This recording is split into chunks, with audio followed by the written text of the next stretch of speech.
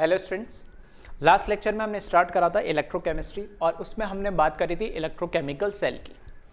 तो electrochemical cell क्या होता है, कैसे वर्क करता है, कैसे उसका कंस्ट्रक्शन है, सॉल्ट ब्रिज का क्या काम है, ये सब हमने लास्ट लेक्चर में बात कर ली थी। उस लेक्चर में सबसे इंपॉर्टेंट बात आपको ये ध्यान रखनी है कि इलेक्ट्रोकेमिकल सेल के अंदर एनोड उसी को बोलेंगे जहाँ पे ऑक्सीडेशन हो रहा है, जिस इलेक्ट्रोड पे। कैथोड उसको बोलेंगे जहाँ पर रिडक्शन हो रहा है। ठीक है, अब हम बात करने वाले हैं आगे उससे इलेक्ट्रोड पोटेंशियल की। इलेक्ट्रोड पोटेंशियल कैसे हम कैलकुलेट करते हैं, एक हाफ सेल का या पूरे कंप्लीट सेल का, वो आज के लेक्चर में हम देखने वाले। तो इसको स्टार्ट करते हैं हम। तो इसमें बिल्कुल बेसिक से हम स्टार्ट करते हैं, जो इसकी बेसिक डेफिनेशंस हमें दे रखी है। ठीक है, बेसिक जो डेफिनेशंस हमें दे रखी है उससे हम इसको स्टार्ट करते हैं। तो इलेक्ट्रोड पोटेंशियल कैसे कैलकुलेट किया जाता है, तो देखिए इसमें whenever any metal rod dipped into solution of its own ions, then depending upon the magnitude of two opposite type of tendencies, that is solution pressure and osmotic pressure, three possibility may occur। ठीक है,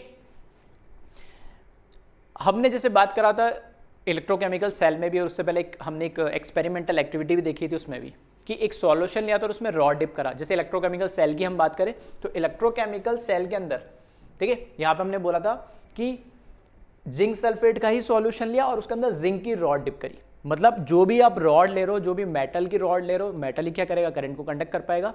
तो metal की जो आप rod ले रहे हो, वो मेटल की रॉड का ही आपको सॉल्यूशन लेना है। मतलब जिंक की रॉड ले तो जिंक सल्फेट, इसी के आयन का आपको इलेक्ट्रोलाइट लेना है। कॉपर की आपने रॉड ली तो कॉपर सल्फेट का ही आपको सॉल्यूशन लेना है। ये जो पहली लाइन लिखी थी अभी डेफिनेशन में, उसका मतलब ये। अब ये कह रहा है कि कब जिंक रॉड से निकल के सॉल्यूशन में आएगा, मतलब रॉड से निकल के सॉल्यूशन के अंदर आयन आएगा, या कब सॉल्यूशन के अंदर जो आयन है वो रॉड के ऊपर डिपॉजिट होगा, ये कब होगा। तो ये डिपेंड करेगा, दो हमने जो टेंडेंसीज की बात करी है, एक को हमने बोला नाम दिया सॉल्यूशन प्रेशर और एक को हमने नाम दिया ऑस्मोटिक प्रेशर। इन दोनों टेंडेंसीज के मैग्नीट्यूड पे पॉसिबिलिटी डिसाइड होगी कि ये रॉड से सॉल्यूशन में आएगा या सॉल्यूशन से रॉड पे जाएगा या कुछ ना होगा। तो तीन पॉसिबिलिटी हो जाएगी। तो वो तीन पॉसिबिलिटी हम वन बाय वन देखते हैं। ठीक है, तो यहां पर ठीक है, तो यहां पर ये लिखा है कि वो मैग्नीट्यूड, जो दो टेंडेंसीज है उनके मैग्नीट्यूड पे डिपेंड करेगी, और कोई भी मेटल लेना उसी का क्या लेना, आपको इलेक्ट्रोलाइट लेना है। तो पहले इसको जल्दी से वीडियो पॉज करें और कॉपी करें, फिर हम इसमें आगे बढ़ते।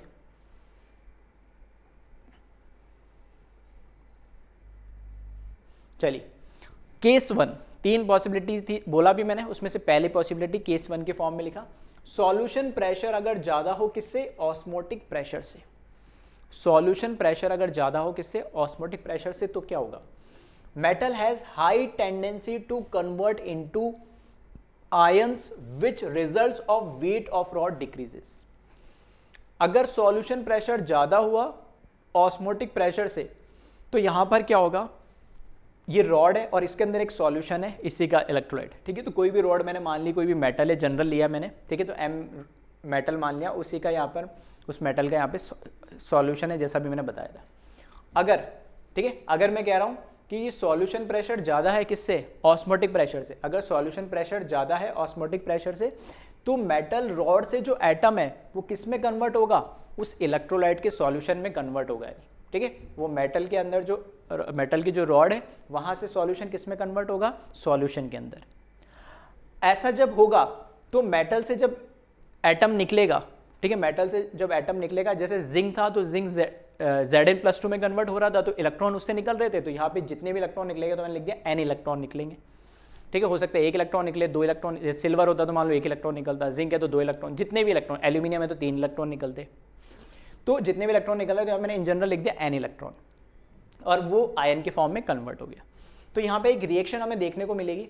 रिएक्शन आप देख सकते हो, यहाँ पे मेटल था, रॉड थी, ये सॉलिड मतलब रॉड, ये एक्वस में कन्वर्ट हुई सॉल्यूशन में, और उसने n इलेक्ट्रॉन्स निकाला है। ध्यान से देखोगे तो जीरो ऑक्सीडेशन से प्लस ऑक्सीडेशन स्टेट आ रही, मतलब यहाँ पर उस मेटल का ऑक्सीडेशन हो रहा है। ठीक है, मेटल का क्या हो रहा है, ऑक्सीडेशन हो रहा है। तो ये प्रोसेस चलता जाएगा, पहले एक एटम आयोनाइज हुआ, दूसरा हुआ, तीसरा हुआ, चौथा हुआ। कुछ टाइम बाद आफ्टर सम टाइम, जो कि हम ऑब्जर्व करेंगे, क्या ऑब्जर्व करेंगे कि इस रॉड पे तो नेगेटिव चार्ज आएगा, तो मैंने इस रॉड पे देखना negative negative negative negative charge बना दिया। और सॉल्यूशन के अंदर क्योंकि पहले तो इलेक्ट्रोलाइट न्यूट्रल था, जैसे मैंने बोला जिंक सल्फेट न्यूट्रल था, लेकिन जैसे जैसे Zn+2 सॉल्यूशन में मिलता जाएगा पॉजिटिव चार्ज जो है सॉल्यूशन का बढ़ता जाएगा, तो वो अब इस पे नेगेटिव आ रहा है और सॉल्यूशन में पॉजिटिव बढ़ता आ रहा है, तो इस तरीके से यहाँ पर क्या लेयर बन जाएगी, इसमें तो नेगेटिव और इसके चारों तरफ आगे पॉजिटिव चिपक जाएगा, opposite charge attract each other. तो इस तरीके से ये पॉजिटिव नेगेटिव का एक सेपरेशन सा बन जाएगा इलेक्ट्रोड के चारों तरफ। ये कब तक चलता रहेगा, जब तक कि सॉलिड और आयन के बीच में एक इक्विलिब्रियम एग्जिस्ट ना हो जाए। इक्विलिब्रियम एग्जिस्ट होने का मतलब कि अब फर्दर और ज्यादा आयोनाइज नहीं होगा, अब जो आयोनाइज अगर हुआ तो आयोनाइज वापस डिपॉजिट हो जाएगा, ये इसका मतलब है। तो जितने यहां से आयोनाइज होकर सॉल्यूशन में आए, ठीक है, अब इससे ज्यादा अगर कोई फिर एक्स्ट्रा आया तो वापस जाके डिपॉजिट हो जाएगा, तो एक इक्विलिब्रियम स्टैब्लिश हो जाएगा कि अपना आप स्पॉन्टेनियस प्रोसेस हो रहा है, ये इसके बाद इससे ज्यादा आयोनाइज नहीं होगा। तो एक कंडीशन आएगी इक्विलिब्रियम वाली, जब ये दोनों क्या होंगे, इनकी कंसंट्रेशन, मतलब इन आयंस की कंसंट्रेशन में बोल सकता हूँ फिक्स हो जाएंगे, जितने इलेक्ट्रॉन्स आने थे आगे इस पे नेगेटिव चार्ज और जितने पॉजिटिव चार्ज आने थे सॉल्यूशन में वो भी आ गया, ये चीजें क्या हो गई, फिक्स हो गई। कब, जब इक्विलिब्रियम आ जाएगा। ये इनिशियल प्रोसेस था जब मैंने एक ही डायरेक्शन में यूनिडायरेक्शनल रिएक्शन लिखी, जब सबसे पहले तो किसमें आयोनाइज हो गई, और एक कंडीशन आएगी जब इक्विलिब्रियम आ जाएगा फिर कंसंट्रेशन चेंज नहीं होगी, दोनों की रेट सेम हो जाएगी। ठीक है, कब, पहली कंडीशन ये, और पहली कंडीशन क्या मानी हमने, जब सॉल्यूशन प्रेशर ज्यादा होगा किससे, ऑस्मोटिक प्रेशर से। ठीक है, चलिए तो इसको वीडियो पॉज करें और कॉपी करें पहले केस 1।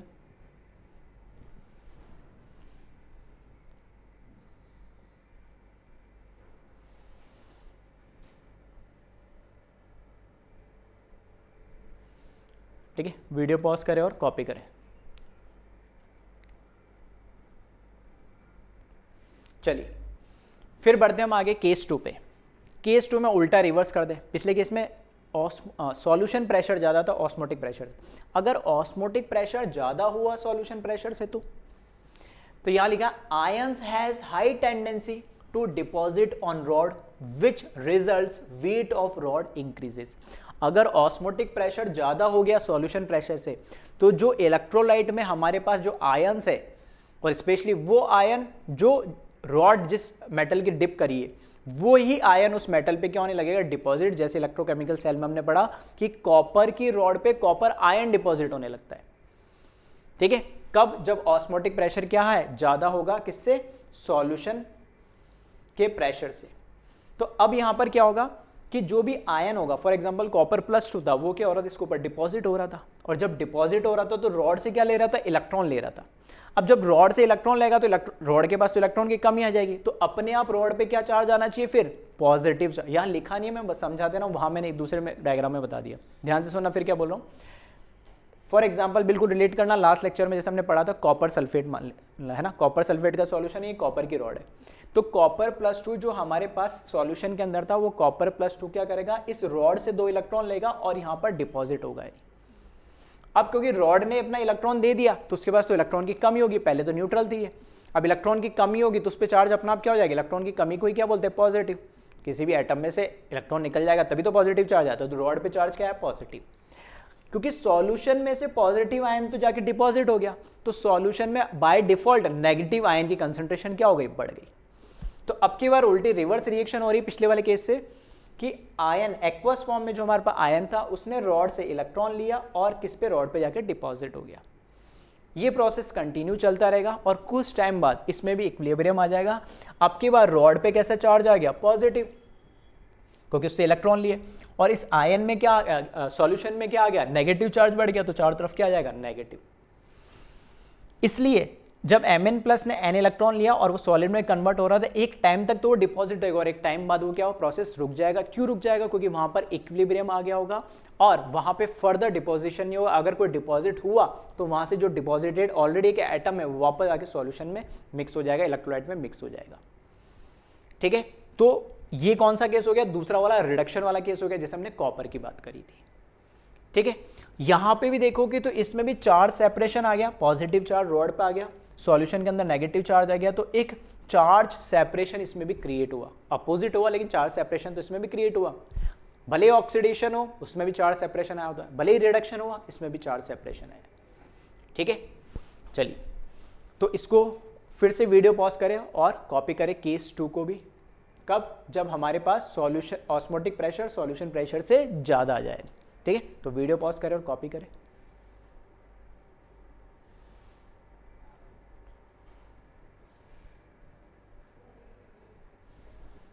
ठीक है, वीडियो पॉज करें और कॉपी करें इसको।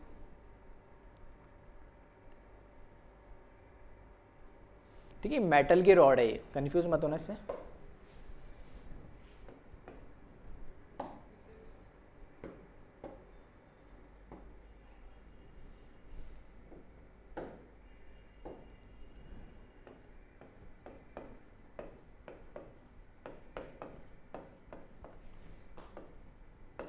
ठीक है, ऐसे चाहो तो पीछे भी आप लिख लेना, ये भी मेटल रॉड है।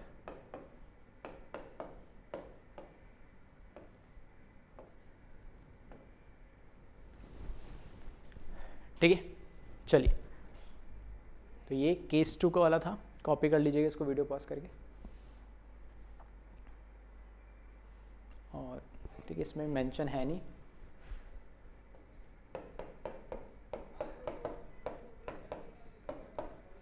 ठीक है, इसमें और इसमें भी इलेक्ट्रोलाइट लिख लेना, और इसी तरीके से यहाँ पे भी बस ध्यान रखना है जो इलेक्ट्रोलाइट होगा वो सेम होगा, जैसा कि जिस जो रॉड हमने इसमें यूज़ करी वही इलेक्ट्रोलाइट यहाँ पर होगा। चलिए, अब बात करते हैं थर्ड केस में, जब दोनों बराबर हो जाए तो तीन ही पॉसिबिलिटी, एक कम हो दूसरा ज़्यादा हो, यानी मतलब पहला कम हो या पहला ज़्यादा हो, और तीसरा केस दोनों बराबर हो जाए। तो अगर सॉल्यूशन प्रेशर ऑस्मोटिक प्रेशर के अगर बराबर हो जाएगा तब क्या होगा? तो यह लिखा है, no change in weight of electrode and such type of electrode is known as inert electrode which only use to transfer electrons. तो अगर सॉल्यूशन प्रेशर और ऑस्मोटिक प्रेशर का मैग्नीट्यूड दोनों सेम हो गया तब ना तो उस रॉड का ऑक्सीडेशन होगा, मतलब उस रॉड से सॉल्यूशन के अंदर कोई आयोनाइज होगा, ना ही उस रॉड का रिडक्शन होगा रॉड पे, मतलब सॉल्यूशन से कोई आयन जाके रॉड पे डिपॉजिट होगा। ठीक है, तो ना तो क्या रॉड डिप्लीट होगी, ना रॉड का वेट बढ़ेगा, कैसे भी आप बोल लो। तो ऐसे केस में अगर कोई मेटल है भी सही, ठीक है, तो कोई मेटल है भी तो वो बस इतना ही यूज होगा कि वो करंट फ्लो कराने के या इलेक्ट्रॉन फ्लो कराने के लिए हमें यूज होगा, ना तो उस मेटल इलेक्ट्रोड का ऑक्सीडेशन हो सकता, ना ही उसका रिडक्शन हो सकता। कब? जब दोनों टेंडेंसीज क्या हो जाए, सेम हो जाए। और इसका एग्जाम्पल क्या है? प्लेटिनम एंड ग्रेफाइट बहुत कॉमन एग्जाम्पल है। ये हाईली कंडक्टिंग तो होती है लेकिन खुद ऑक्सीडाइज या रिड्यूस नहीं होती है। ठीक है, चलिए, तो वीडियो पॉज करें और कॉपी करें इसको।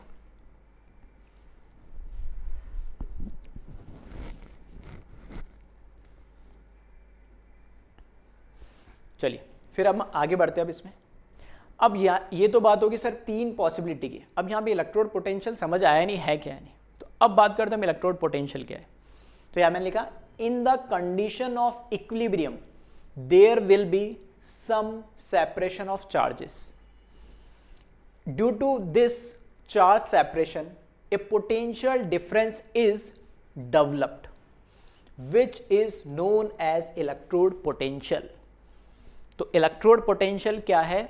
जब या तो उस इलेक्ट्रोड से आयन सॉल्यूशन में जाए या फिर सॉल्यूशन से आयन इलेक्ट्रोड पे जाए, दोनों में से कुछ एक होना चाहिए। तीसरा केस नहीं होना चाहिए कि कुछ भी नहीं हो रहा है, तब तो कोई चार्ज ही नहीं आएगा, और चार्ज ही नहीं आएगा तो हम कहेंगे चार्ज सेपरेशन और पोटेंशियल डिफरेंस की बात करेंगे। तो पहले केस और दूसरे केस में चाहे कुछ भी हो, ठीक है, रॉड से चार्ज सॉल्यूशन में आया या सॉल्यूशन से चार्ज रॉड पे जाए, जैसे केस 2 में हो रहा था, तो दोनों में से कुछ भी होने पे दोनों केस में आप ध्यान से आप देखोगे तो यहां पर दोनों केस में, जैसे ये मैं अगर बात करूं दूसरे केस में, तो रॉड पे पॉजिटिव और सॉल्यूशन में नेगेटिव, लेकिन चार्ज सेपरेशन तो हुआ है, और चार्ज का सेपरेशन हुआ तो इलेक्ट्रोस्टैटिक्स में भी आप पढ़ते हो क्या, फिजिक्स में, चार्ज सेपरेशन है तो पोटेंशियल डिफरेंस तो क्या होगा, डेवलप होगा ही होगा।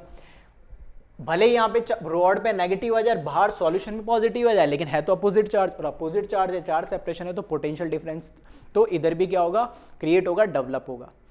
लेकिन कब डेवलप होगा? जब ये इक्विलिब्रियम आ जाएगा, जब ये चार्ज क्या हो जाएंगे, एक तरीके से मान लो कांस्टेंट हो जाएंगे, जितना आना था नेगेटिव, जितना आना था पॉजिटिव, वो आ गया। इस कंडीशन में जो इनके बीच में पोटेंशियल डिफरेंस है, उसी को हम उस इलेक्ट्रोड का क्या बोलते हैं, इलेक्ट्रोड पोटेंशियल बोलते हैं। आ रही बात समझ में? उसी कंडीशन में, इक्विलिब्रियम कंडीशन में जो चार्ज सेपरेशन हुआ और जो पोटेंशियल डिफरेंस डेवलप हुआ उसी को हम क्या बोलते हैं, उसका पोटेंशियल, इलेक्ट्रोड पोटेंशियल बोलते हैं। ठीक है, तो ये इसका इतना कुछ समझाने के लिए, एक बेसिक सी डेफिनेशन समझाने के लिए इतना कुछ थोड़ा सा डिटेल मुझे बतानी पड़ी। ठीक है, तो in the condition of equilibrium there will be some separation of charges and due to this charge separation a potential difference is developed which is known as electrode potential। चलिए तो कॉपी करिए इसको फाइनली, फिर हम आगे बढ़ते इसमें।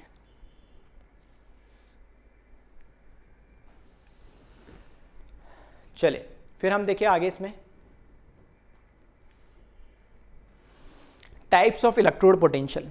अब कितने टाइप के इलेक्ट्रोड पोटेंशियल होते हैं, तो जनरली हमें 2 टाइप के इलेक्ट्रोड, अब यहाँ से काफ़ी इंपॉर्टेंट है, जो आपके बोर्ड, जेईई मेन या नीट के हिसाब से सब कुछ इंपॉर्टेंट है। ठीक है, तो यहाँ से सब कुछ समझते चलना, एक बेसिक आइडिया दिया अभी तो इलेक्ट्रोड पोटेंशियल कैसे हमने कंसिडर करा, कैलकुलेट करा।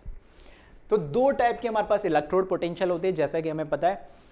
इस चैप्टर में फिर से रिडॉक्स रिएक्शन या रिडॉक्स जो चैप्टर है 11th क्लास का, उसकी इंपॉर्टेंस है, क्योंकि अभी देख रहे हो नाम सुन रहे होंगे बार बार, ऑक्सीडेशन का हुआ, एनोड पे कैथोड पे रिडक्शन हुआ, तो वो बेसिक आइडिया आपको होना चाहिए। ऑक्सीडेशन का मतलब क्या है, रिडक्शन का मतलब क्या है, किस तरीके से किसी भी एक कंपाउंड के अंदर एक एलिमेंट का ऑक्सीडेशन नंबर कैसे कैलकुलेट किया जाता है। ठीक है, बेसिक बहुत ज़्यादा डिटेल में, लेकिन इतना बेसिक आइडिया आपको होना चाहिए।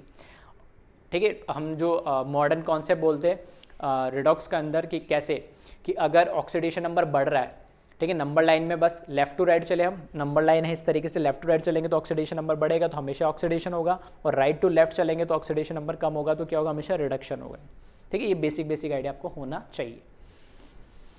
तो पहला जो पोटेंशियल है उसको हमने नाम दिया ऑक्सीडेशन पोटेंशियल। नाम से मुझे पता लग रहा है कि उस प्रोसेस में ऑक्सीडेशन हो रहा होगा, उस ऑक्सीडेशन होने से जो पोटेंशियल डेवलप हो रहा है उसी को मैं क्या बोल रहा हूँ, ऑक्सीडेशन पोटेंशियल।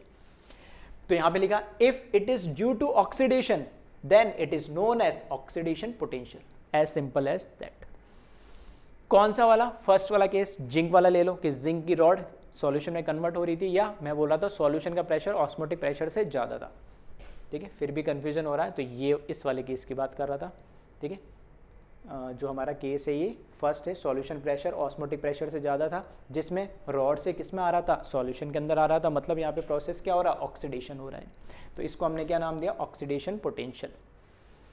ठीक है, अब उसके आगे इंपॉर्टेंट चीज़ें जो बड़े ध्यान से देखना और समझना, इसको मैंने लिखा है इट इज रिप्रेजेंटेड एज ई।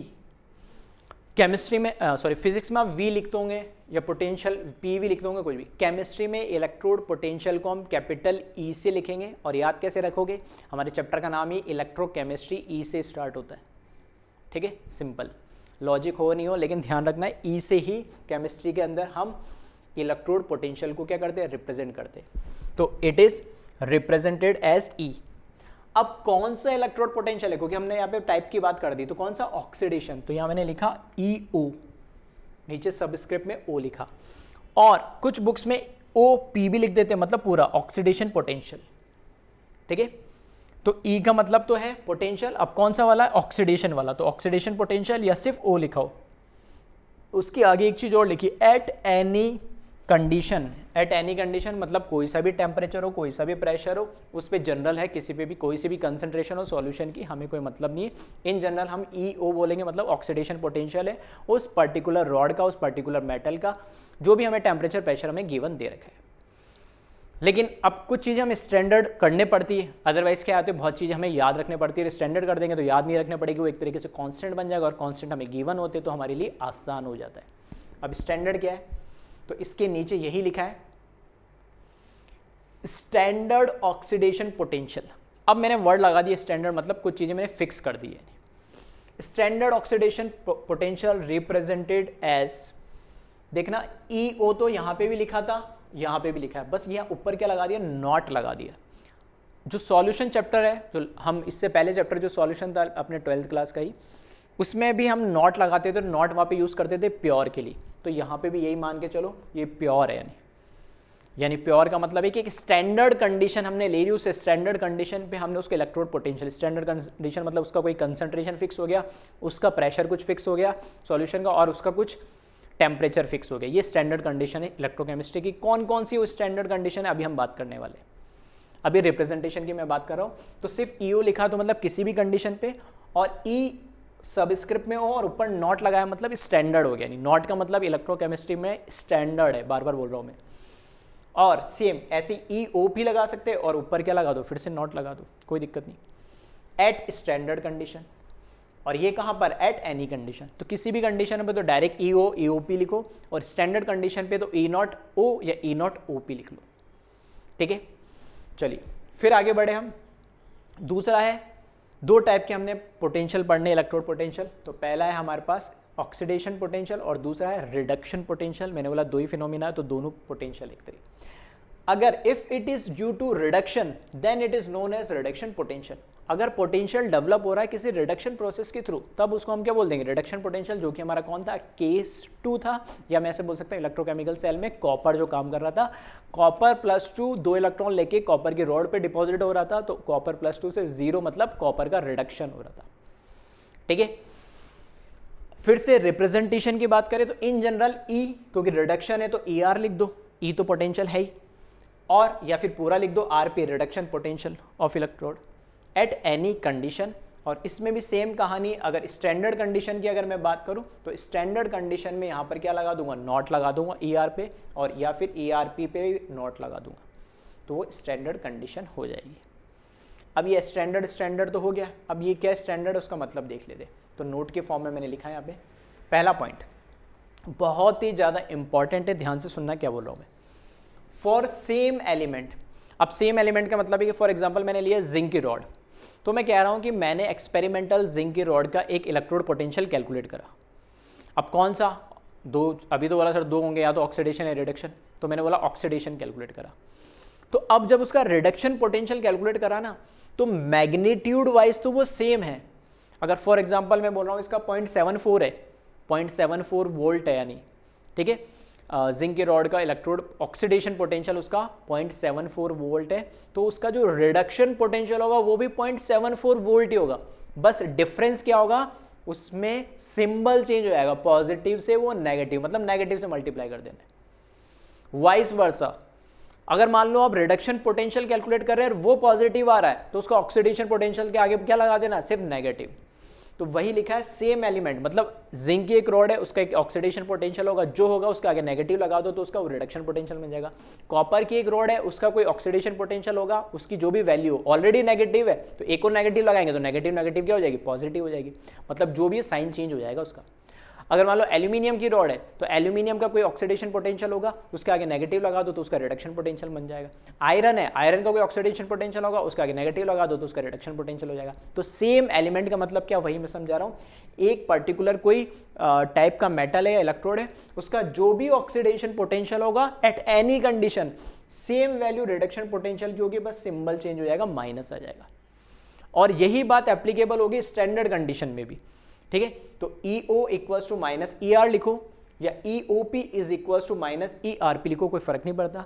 इसी तरीके से स्टैंडर्ड कंडीशन में भी सब सेम रहेगा, E0O equals to minus E0R, या E0OP is equals to minus E0RP, दोनों चीज सेम रहेगी, ठीक है।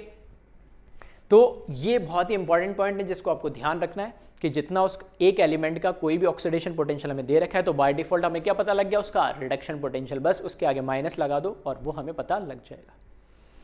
दूसरी पॉइंट जो अभी हम बोल रहे थे, स्टैंडर्ड की बात कर रहे थे, स्टैंडर्ड कंडीशन। तो standard condition of electrochemistry, electrochemistry की स्टैंडर्ड कंडीशन क्या है, तो स्टैंडर्ड कंडीशन क्या है इलेक्ट्रोकेमिस्ट्री की, पहली कंडीशन है कि कंसंट्रेशन ऑफ आयन या कंसंट्रेशन ऑफ इलेक्ट्रोलाइट या कंसंट्रेशन ऑफ सॉल्यूशन। जो भी हमने बोला कि जिंक सल्फेट का सॉल्यूशन है, तो जिंक सल्फेट की कंसंट्रेशन जो हमारा वहाँ पे सॉल्यूट है उसकी कंसंट्रेशन क्या होनी चाहिए, तो स्टैंडर्ड केस में 1 मोलरिटी होनी चाहिए, यानी 1 मोल पर लीटर ऑफ सॉल्यूशन होना चाहिए। उसका प्रेशर कितना होना चाहिए, तो 1 atm होना चाहिए, जो कि हमारा एटमॉस्फेरिक प्रेशर होता है। और टेम्परेचर कितना होना चाहिए, 298 केल्विन होना चाहिए, जो कि हमारा रूम टेम्परेचर होता है। तो ये एक स्टैंडर्ड कंडीशन है। स्टैंडर्ड कंडीशन जब मैंने लिख दी है तो E0 यूज करूंगा, या वाइस वर्सा, अगर मैंने E0 लिख दिया मतलब ये स्टैंडर्ड कंडीशंस एप्लीकेबल होगी, ठीक है। चलिए, तो अब इसको पहले जल्दी से वीडियो पॉज करके पूरा कॉपी कर लीजिए, फिर हम इसमें आगे बढ़ते कुछ न्यूमेरिकल्स भी देखेंगे। चलिए, तो वीडियो पॉज करें और कॉपी करें।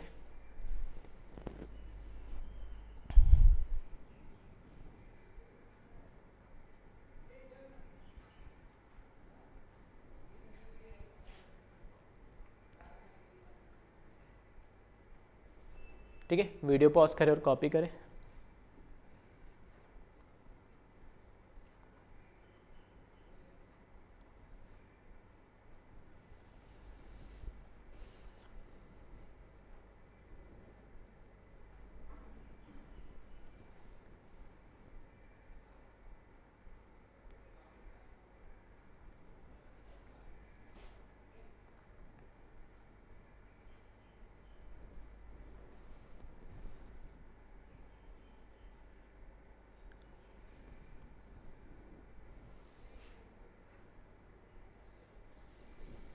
ठीक है, वीडियो पॉज करें और जल्दी जल्दी कॉपी करते चले।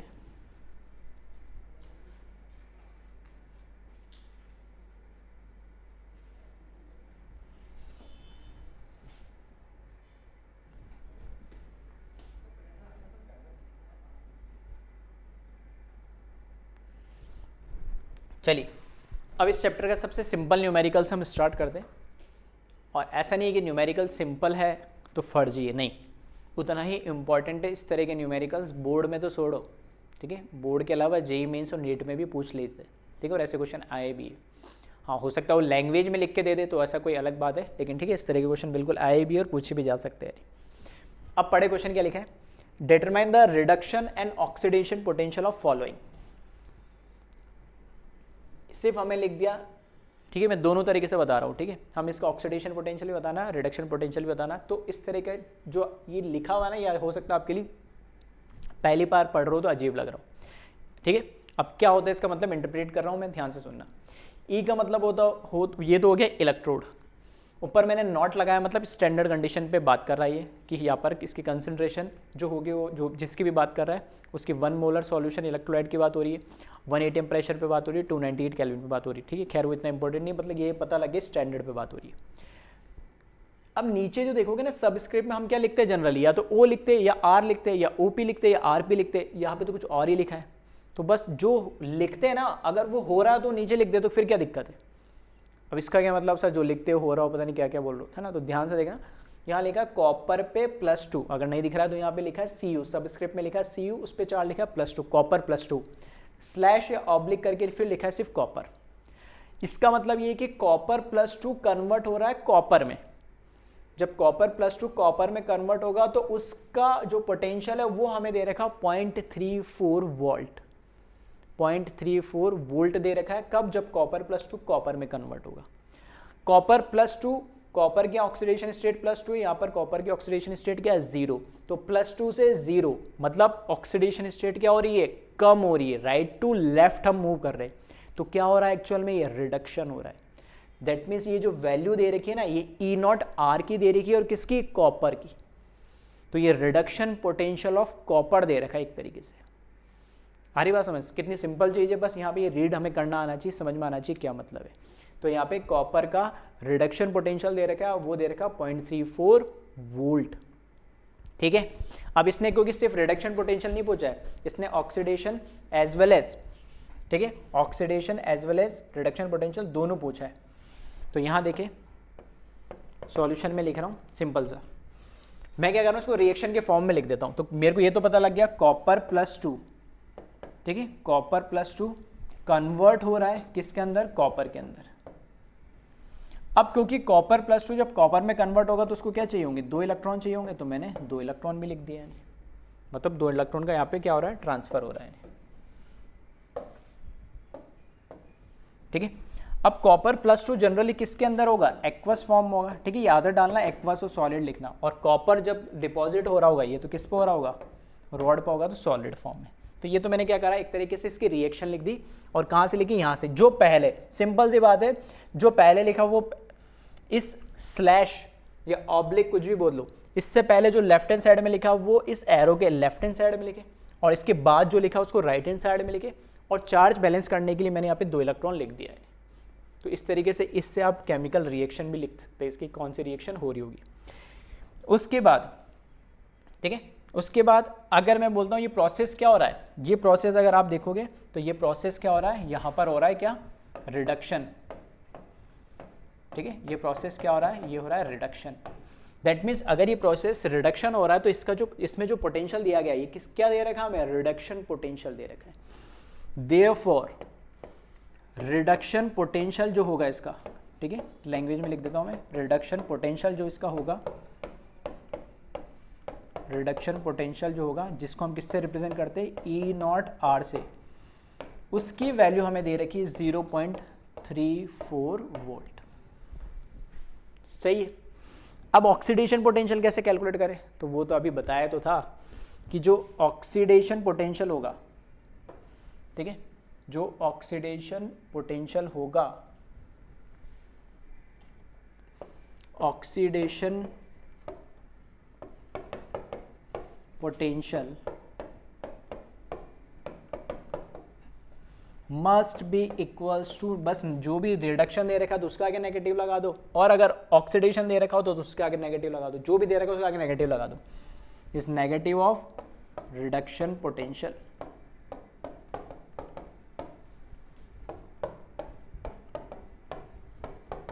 नेगेटिव ऑफ रिडक्शन पोटेंशियल, तो यहाँ पे मैं क्या लिख सकता हूँ इसको, ई, क्योंकि स्टैंडर्ड कंडीशन पे दे रहा है तो सब स्टैंडर्ड लिख देंगे, E not O must be equals to E not R या आर पी, कैसे भी आप लिख लिए, और E not O is equals to negative of 0.34 volt. तो दोनों चीज़ आ गई, ऑक्सीडेशन पोटेंशियल भी आ गया और रिडक्शन पोटेंशियल भी आ गया। ठीक है, तो बहुत सिंपल सा क्वेश्चन है। हाँ, इंटरप्रिटेशन क्या है वो आपको थोड़ा सा समझ में आना चाहिए, जो वही मैं इस क्वेश्चन से समझाना आपको चाह रहा था। ठीक है, तो वीडियो पॉज करें और इसको कॉपी करें जल्दी से।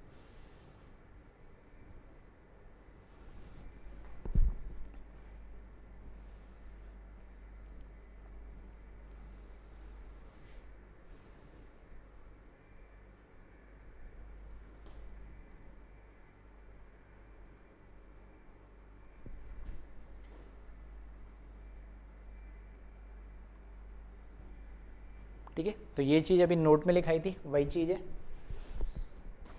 चलिए, कॉपी कर लिया। अब एक क्वेश्चन आपके लिए, सेम चीज़ यहाँ पे लिखी हुई, इसके लिए भी आपको ऑक्सीडेशन और रिडक्शन पोटेंशियल निकालना है। जो लिखा है उसको पहले इंटरप्रेट करें, उसका मीनिंग क्या है वो बताएं और फिर आगे बढ़े।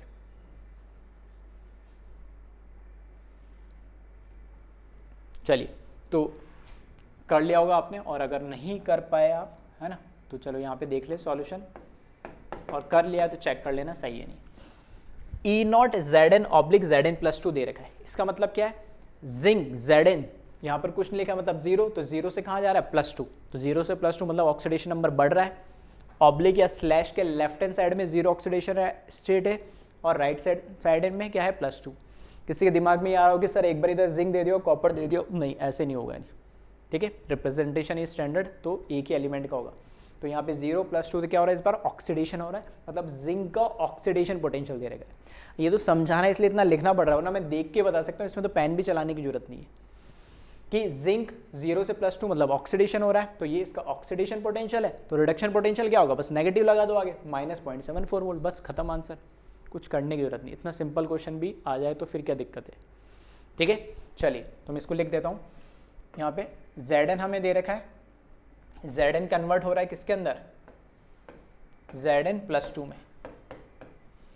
अब +2 में हुआ है तो 2 इलेक्ट्रॉन क्या करेगा, लूज भी करेगा ये, तो बैलेंस करने के लिए 2 इलेक्ट्रॉन ऐड कर दिया, क्योंकि ये एक्वस फॉर्म में जाएगा आयन, और यहाँ से ये मेटल सॉलिड है, वहाँ से ये क्या होगा, आयोनाइज होगा। और ये प्रोसेस क्या हो रहा है हमारे पास, ऑक्सीडेशन हो रहा है। तो इसके आगे जो पोटेंशियल की वैल्यू लिखी हुई है वो ऑक्सीडेशन पोटेंशियल की वैल्यू है। ठीक है, तो यहाँ पे मैं बोल सकता हूँ therefore oxidation potential, oxidation potential, oxidation potential which is E not, क्योंकि यहाँ पे स्टैंडर्ड ही दे रखा है, तो ईओ लिख दो या ईओपी लिख दो, must be equals to 0.74 volt. और रिडक्शन पोटेंशियल आपको कैलकुलेट करना है, तो reduction potential must be equals to negative of oxidation potential.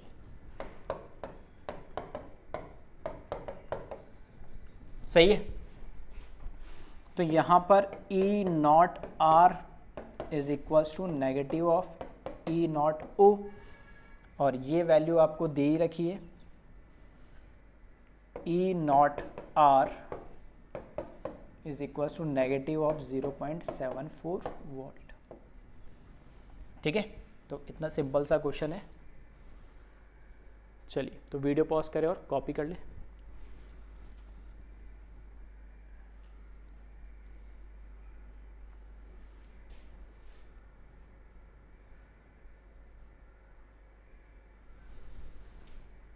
ठीक है,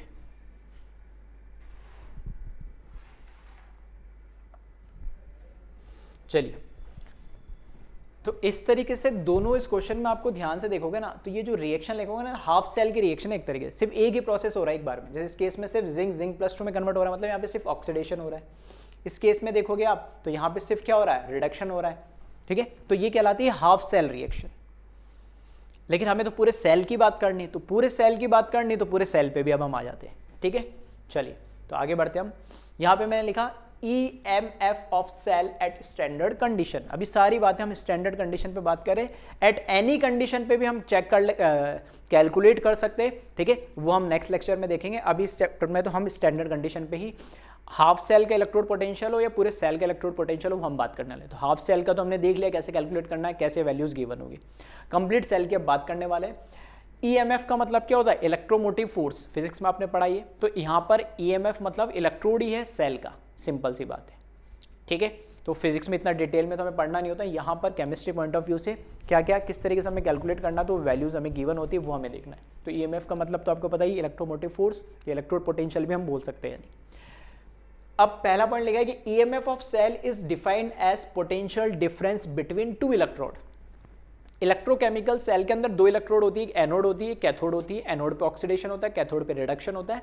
और एनोड और कैथोड पे इंडिविजुअल क्या होगा, एक एक पोटेंशियल डिफरेंस होगा। उन दोनों के बीच में टोटल पोटेंशियल डिफरेंस क्या है। ठीक है, जैसे अभी हमने देखा जिंक और कॉपर ही तो देखा, तो जिंक का अपना एक इलेक्ट्रोड पोटेंशियल है। ठीक है, जिंक का जैसे यहाँ पर देखोगे तो अपना एक इलेक्ट्रोड पोटेंशियल है, और जिंक का इलेक्ट्रोड पोटेंशियल कितना है, 0.74 वोल्ट। इसी तरीके से कॉपर का अपना एक इलेक्ट्रोड पोटेंशियल है, वो कितना है, 0.34 वोल्ट। ठीक है, तो ये एक तरीके से कांस्टेंट वैल्यूज होगी स्टैंडर्ड कंडीशन पे, जो आपको गिवन होगी।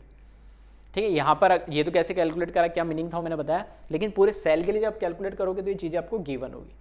तो जो दो अलग अलग इलेक्ट्रोड है, कैथोड और एनोड, या एनोड या कैथोड, उनकी इलेक्ट्रोड पोटेंशियल आपको गिवन होंगे। इलेक्ट्रोड पोटेंशियल का जो डिफरेंस होगा वो पूरे सेल का इलेक्ट्रोड पोटेंशियल कहलाएगा, या पूरे सेल का क्या कहलाएगा, EMF कहलाएगा।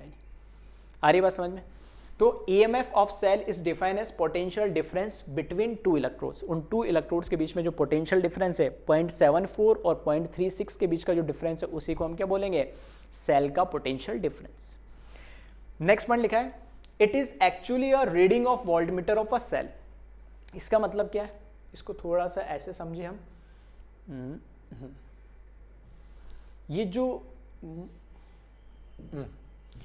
ये जो हमारे पास इलेक्ट्रोकेमिकल सेल बना है ना, तो यहां बल्ब की जगह में क्या करूं, एक वोल्ट मीटर लगा दूं। सही है, वोल्ट मीटर क्या काम करता है, वोल्टेज बताएगा इन दोनों के बीच में कितना डिफरेंस है।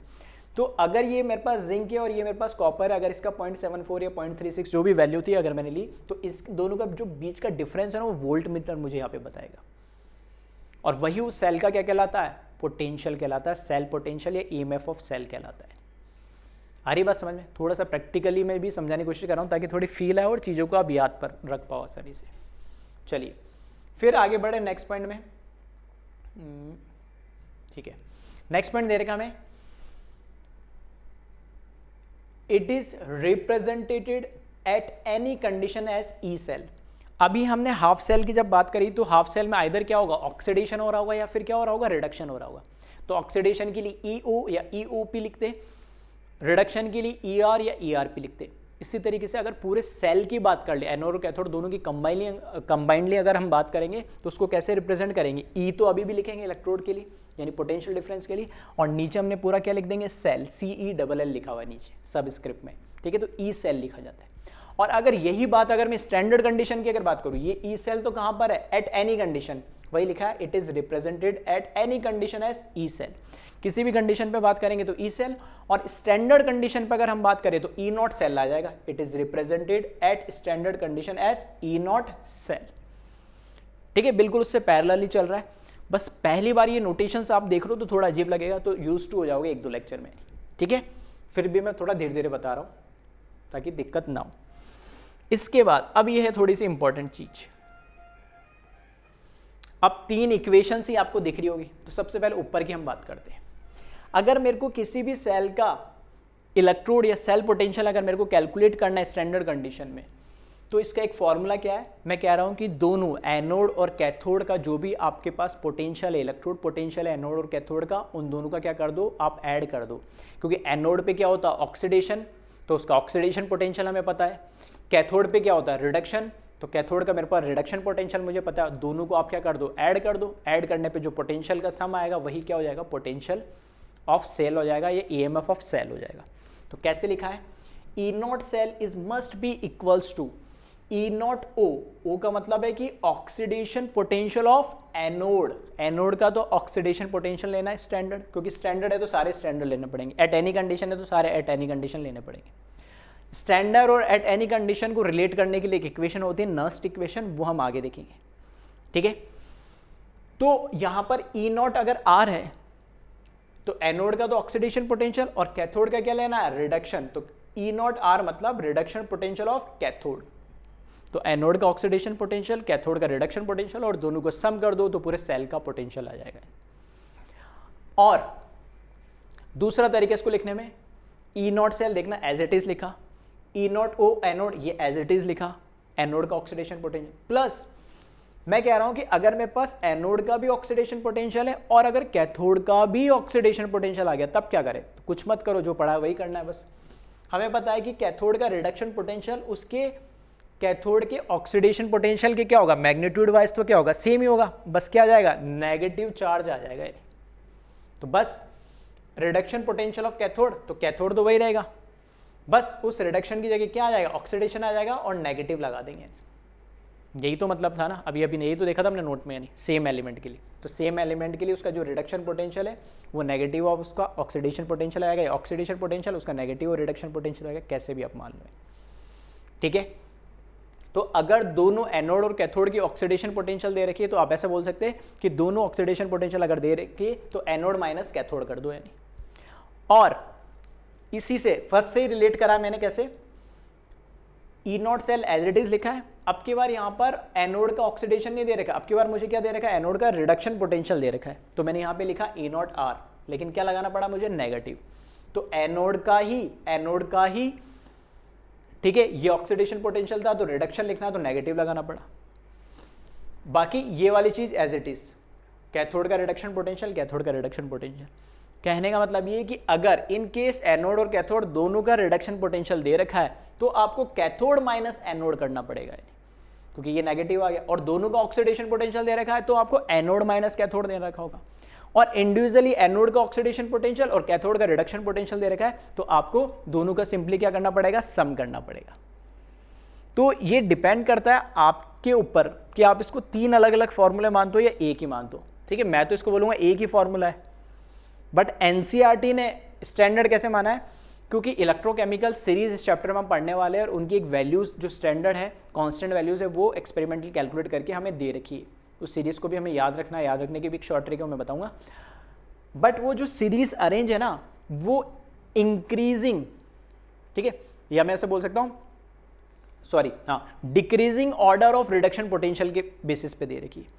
तो हम वहां पर क्या करेंगे, सबका रिडक्शन पोटेंशियल, एनसीईआरटी मानती है कि सबका रिडक्शन पोटेंशियल देख लो आप तो, और रिडक्शन पोटेंशियल देख लिया तो फॉर्मूला है बस थर्ड वाला यूज करता है वो, reduction potential of cathode minus reduction potential of anode. ये थर्ड वाला फॉर्मूला एनसीईआरटी में दे रखा है, इसको वो यूज करता है। बट आंसर इससे निकालोगे तो भी सही आएगा, आंसर इससे निकालोगे तो भी सही आएगा, इससे निकालोगे तो भी सही आएगा, क्योंकि हम एक कंपटीशन की भी तैयारी कर रहे हैं, बोर्ड के साथ साथ जेईई मेंस की और नीट की भी। तो आपको ठीक है 3 डायमेंशन होना पड़ेगा, हर तरीके से सोचना पड़ेगा।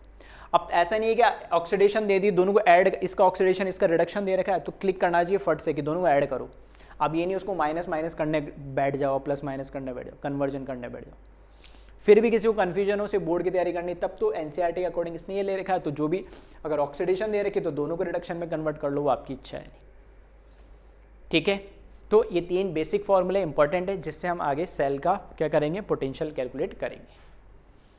चलिए, तो आप इसको एक बार पहले वीडियो पॉज करके कॉपी कर ले और फिर इस पर भी जो भी न्यूमेरिकल्स है वो भी हम देखते हैं किस टाइप के न्यूमेरिकल्स आते हैं।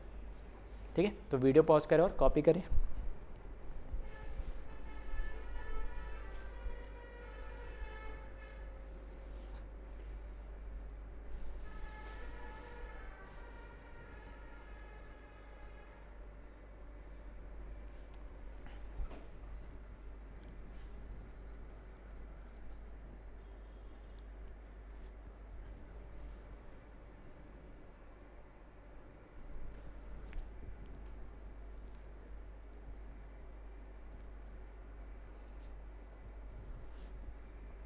चलिए आगे बढ़ते हैं अब इसमें हम।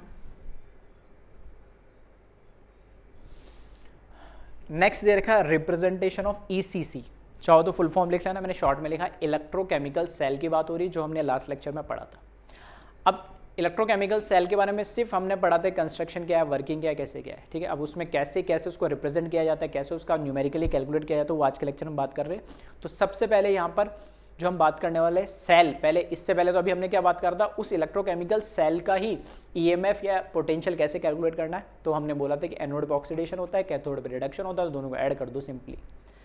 अदरवाइज दोनों ऑक्सीडेशन दे रखे तो भी मैंने बता दिया, दोनों रिडक्शन दे रखे तो भी मैंने बता दिया। अब रिप्रेजेंटेशन, हम रिप्रेजेंट कैसे करते हैं इलेक्ट्रोकेमिकल सेल को थ्योरेटिकली। अब इतना बड़ा थोड़ी बार बार इतना बनाएंगे, ठीक है, तो कैसे रिप्रेजेंट करते हैं, तो ऐसे दो पैरेलल लाइंस लिखी हुई होती है।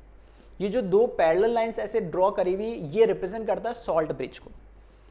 अगर यहाँ पे फॉर एग्जांपल ये पैरेलल लाइंस बता रही है सॉल्ट ब्रिज है और ऊपर क्या है KCl लिखा हुआ है, ये NH4Cl लिखा हुआ हो या NaNO3 लिखा हुआ, वो बताएगा सॉल्ट ब्रिज। तो ये दो लाइन रिप्रेजेंट करती है सॉल्ट ब्रिज इसमें है। सॉल्ट ब्रिज के लेफ्ट साइड में, क्योंकि मैंने कल भी बोला था, जो लास्ट लेक्चर था उसमें भी मैंने बोला था कि जब आप सेल को देखोगे इस तरीके से तो आपको लेफ्ट और राइट नजर आएगा। एनसीईआरटी भी लेफ्ट राइट बोलती है, तो लेफ्ट में हमेशा ऑक्सीडेशन होगा, एनोड होगा, राइट में हमेशा रिडक्शन होगा, कैथोड होगा। ठीक है, तो ये भी ऐसे ही मानता है कि इस जो हम जब व्यू देख रहे हैं अपनी कॉपी की तरफ या हम बोर्ड की तरफ देख रहे हैं, तो ये जो दो पैरेलल लाइन सॉल्ट ब्रिज को रिप्रेजेंट करी, उसके लेफ्ट साइड में कौन होता है, हमारा एनोड होता है, एनोड हाफ सेल।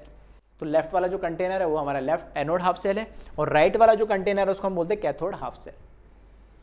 ठीक है, फिर फर्दर इसको और डिटेल में, ये तो बेसिक्स है, अब इसको और फर्दर डिटेल में अगर हमें बात करनी है तो अब देखना, यहाँ पे सिंगल लाइन है स्ट्रेट, यहाँ पे दो पैरेलल लाइंस हैं और यहाँ पे फिर सिंगल लाइन। अब इसका मतलब क्या है, ये पूरा सेल रिप्रेजेंटेशन। दो डबल लाइन का मतलब तो मैंने बताया वो क्या होता है, हमेशा सॉल्ट ब्रिज। एक सिंगल लाइन का मतलब होता है फेस चेंज। फेस चेंज मतलब या तो सॉलिड फॉर्म में होगा, या एक्वस या लिक्विड फॉर्म में होगा, या फिर गैस फॉर्म में होगा। गैस में कैसा होगा तो वो भी आने वाले लेक्चर्स में हम देखेंगे, तब मैं उसकी बात करेंगे।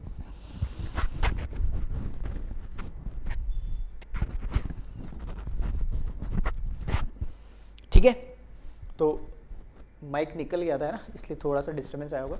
तो यहाँ पे जो सिंगल लाइन है वो बताता फेस, तो इधर मैंने लिखा नहीं, ये भी हमें बता रहा फेस चेंज हो रहा है। इसका क्या मतलब है कि यहाँ पर कोई एनोड है, एनोड हमारी किसकी बनी हुई थी, अगर उसी से रिलेट करूँ, ठीक है, तो एग्जाम्पल ही मैंने लिया। चलो इसको एग्जाम्पल से समझ जाते हैं अपन, तो और इजीली आपको समझ में आएगा। ठीक है, अब दिख रहा होगा। तो मैंने लिखा लेफ्ट में सबसे पहले एनोड। तो हमारा जो लास्ट लेक्चर हमने इलेक्ट्रोकेमिकल सेल पढ़ा था उसमें एनोड था हमारा जिंक का, और वो कैसा था, सॉलिड। तो यहाँ पे देख फेज भी मेंशन, इंपॉर्टेंस है, जब भी रिएक्शन लिखोगे इसमें फेज जरूर मेंशन करना। जिंक सॉलिड फॉर्म में, वो हमारा एनोड था। सिंगल लाइन जो बता रहा फेज चेंज हुई। फिर यहाँ पर एनोड हाफ सेल इलेक्ट्रोलाइट लिखा जाता है, एनोड हाफ सेल इलेक्ट्रोलाइट। जो इलेक्ट्रोलाइट कौन सा था, जिंक सल्फेट। तो ये देखो जिंक सल्फेट है और ये एक्वस फॉर्म में। तो यहाँ पे बीच में सिंगल लाइन क्यों लगाई, क्योंकि इनका फेस चेंज हो गया, ये सॉलिड था और ये कैसा था, एक्वस, इसलिए सिंगल लाइन बताइए। तो पहले एनोड, फिर उसका इलेक्ट्रोलाइट, और ये बता रहा है दोनों अलग अलग फेस के। फिर ये पैरेलल लाइंस, यहाँ पे चाहो तो आप लिख सकते हो KCl, ठीक है, इसको चाहो तो आप यहाँ पर KCl लिख सकते हैं, जो हमारा सॉल्ट ब्रिज था। फिर उससे आगे बढ़ोगे तो ऐसे नहीं, यहाँ एनोड लिखा तो इस पैरेलल लाइन के फर्दर बाद में एनोड आएगा, ठीक है। फिर उसके बाद यहाँ पर कॉपर सल्फेट, ठीक है। फिर यहाँ पर क्या लिखा हमने, कॉपर सल्फेट मतलब cathode half cell electrolyte, cathode half cell electrolyte. तो कॉपर सल्फेट हमारा कैथोड जो हाफ सेल था उसका इलेक्ट्रोलाइट कौन था, कॉपर सल्फेट, जो कि एक्वस फॉर्म में था। फिर फेस चेंज हुआ, फिर लिखा हमने कैथोड, और कैथोड कैसा था हमारा, कॉपर का बना हुआ था, सॉलिड फॉर्म में। अब ऐसे लिखा हुआ है, इसको दूसरे तरीके से ऐसे भी समझ सकते हैं, ठीक है। ये तो आया ही आपको, और ऐसे क्यों लिखा है वो भी आपको और क्लियर हो जाएगा, ठीक है। एनोड लिखना है, फिर उसके बाद एनोड हाफ सेल के इलेक्ट्रोलाइट, फिर सॉल्ट ब्रिज, फिर कैथोड हाफ सेल के इलेक्ट्रोलाइट, फिर सिंगल आके लाइन आके कैथोड। और यहाँ पे जो हमने एग्जाम्पल लिखा है, ठीक है, इसी से मैं समझाता हूँ। जैसे हम रिएक्शन लिखते, ठीक है, जैसा कि हम रिएक्शन लिखते हैं वैसे ही जिंक यहाँ पे क्या है, जीरो ऑक्सीडेशन स्टेट में।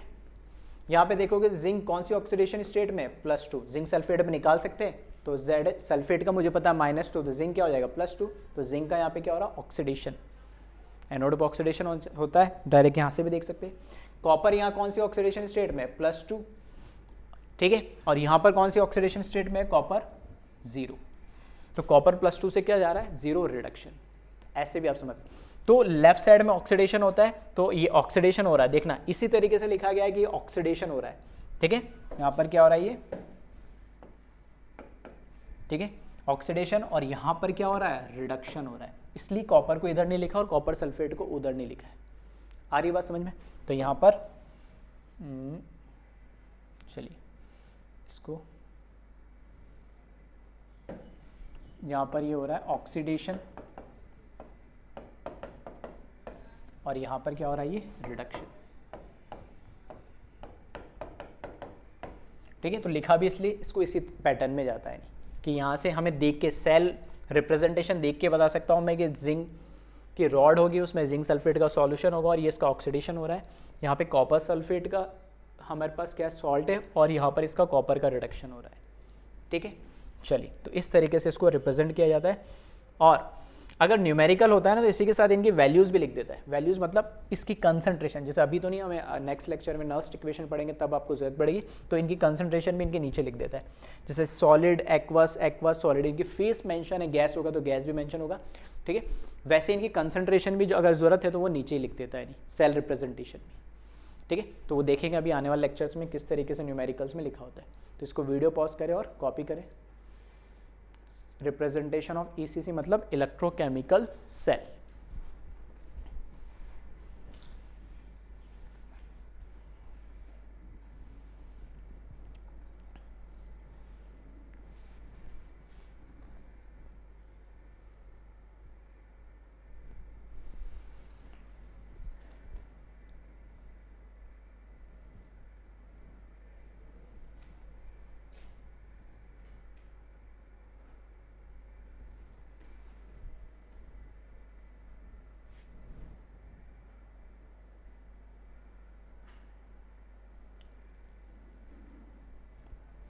चलिए अब बढ़ते आगे। अब यहाँ पे कुछ इंपॉर्टेंट नोट लिखे जो हमें न्यूमेरिकल में हेल्प करेंगे, ध्यान से समझना और देखना इसको। फर्स्ट पॉइंट लिखा है, इफ सेल रिएक्शन और सेल रिप्रेजेंटेशन दो अलग अलग चीज़ें। एक तो अभी जो देखा हमने वो क्या था, सेल रिप्रेजेंटेशन, और एक चीज़ होती है सेल रिएक्शन। जैसे मैंने बोला पूरे एक साथ लिख दिया, क्या, जिंक सॉलिड, इसी को, चलो ये भी चीज़ें आई पे लिख देता हूँ। इस सेल रिप्रेजेंटेशन को देख के क्या मैं सेल रिएक्शन लिख सकता हूँ, चलो ये भी मैं ये लिख देता हूँ, ये भी अच्छा याद आ गया। तो इसको देख के मैं सेल रिएक्शन भी लिख सकता हूँ, या सेल रिएक्शन को देख के मैं सेल रिप्रेजेंटेशन भी लिख सकता हूँ, ऐसा ही बोल सकते हैं। तो सेल रिएक्शन देखना, जिंक इसमें जाएगा Zn+2, मतलब जिंक का तो क्या होगा, ऑक्सीडेशन। तो मैंने यहाँ पे लिखा जिंक, ठीक है, यहाँ पे लगा मैंने एरो, और यहाँ पे जा रहा है Zn+2 में जाएगा, है ना। तो यहाँ पर क्या कर दूँ, जिंक सल्फेट लिखा। जिंक का ऑक्सीडेशन हो रहा है 0 से +2, ठीक है, एरो के इधर ही आएगा। कॉपर सल्फेट का रिडक्शन हो रहा है, तो यहाँ पर क्या लिखे आप, कॉपर सल्फेट लिखे, तो यहाँ पर आ जाएगा कॉपर सल्फेट, और इसका रिडक्शन होके किस में आ जाएगा, ये कॉपर में आ जाएगा। बस इसी को देख के ये एक तरीके से ये मान लो ये हमारा एरो है, तो ये इसका LHS या RHS, इसी तरीके से ये इसका LHS या RHS, और दोनों को लिख दो एक साथ। यानी चाहो तो पहले हाफ सेल रिएक्शन भी लिख सकते हो, ठीक है। चलो काफ़ी सारी चीज़ें बार बार रिपीट होती है, इसलिए वैसे मैं न्यूमेरिकल में आपको बता दूंगा। चलो फिर मैं बता देता हूँ। सबसे पहले हम लिखते हैं यहाँ पे सॉरी, ठीक है, इसको रिप्रेजेंटेशन को देख के एनोड हाफ सेल रिएक्शन, ठीक है, एनोड हाफ सेल रिएक्शन लिख रहे हैं। तो एनोड हाफ सेल रिएक्शन को, एनोड कौन है, ये सॉल्ट ब्रिज के LHS वाला, ठीक है। ये रिएक्शन क्या होगी हमारे पास, जिंक सॉलिड से कन्वर्जन होगा जिंक सल्फेट में, सही है। और साथ में ऐसा बोल सकते हैं हम, ठीक है। और कैथोड हाफ सेल रिएक्शन आप जब लिखोगे, कैथोड हाफ सेल रिएक्शन,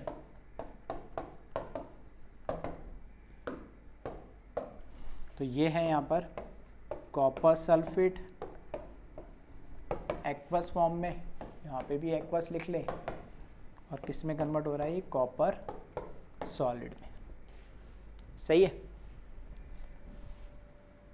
और पूरा सेल रिएक्शन आपको जब लिखना है तो दोनों को ऐड कर दे, दोनों रिएक्शन को ऐड कर दे, सेल रिएक्शन जब आपको लिखना हो तो ये हो जाएगा zinc solid plus copper sulphate aqueous, फिर यहाँ पे जिंक सल्फेट आ जाएगा एक्वस, और यहाँ पर कॉपर सॉलिड। तो ये पूरी हमारी सेल रिएक्शन होगी। जैसे मैंने बताया था लास्ट लेक्चर में भी कि पूरी कंप्लीट सेल रिएक्शन में कभी भी फ्री इलेक्ट्रॉन्स नज़र नहीं आते, आ रहे तो उनको हमें रिमूव करना पड़ेगा। कैसे करना पड़ेगा अभी हम देखते हैं न्यूमेरिकल्स में। और ठीक है, अभी थोड़ा सा बस ऐसे मैंने लिखा है कि यहाँ पे फ्री इलेक्ट्रॉन्स वैसे इंट्रोड्यूस करे नहीं, करने तो चाहिए थे लेकिन करे नहीं, अभी आ जाएगा तो मैं, ठीक है। एक सिंपल सा आपको बेसिक आपको एक आइडिया मैंने दिया है यहाँ पे, ठीक है। तो वीडियो पॉज करें और कॉपी कर ले इसको जल्दी से, फिर हम आगे न्यूमेरिकल्स देखते हैं।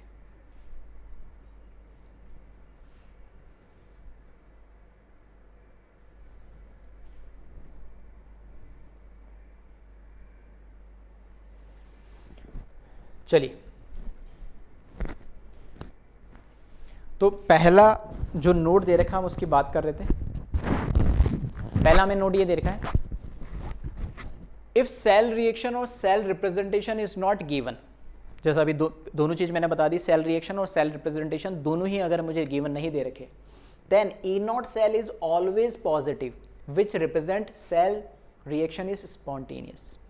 अब ये स्पॉन्टेनियस मैंने बोला था ना, पीछा नहीं छोड़ेगा, ये कोई भी नेचर के अंदर कुछ भी हो रहा तो स्पॉन्टेनियस या नॉन स्पॉन्टेनियस तो होगा ही होगा।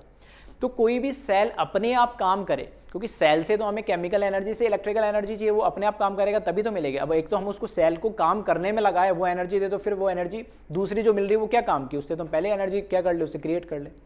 तो सेल अपने आप काम करना चाहिए, सेल अपने आप काम करेगा तभी तो इलेक्ट्रिकल एनर्जी मिलेगी, तो केमिकल एनर्जी खुद अपने आप काम करनी चाहिए।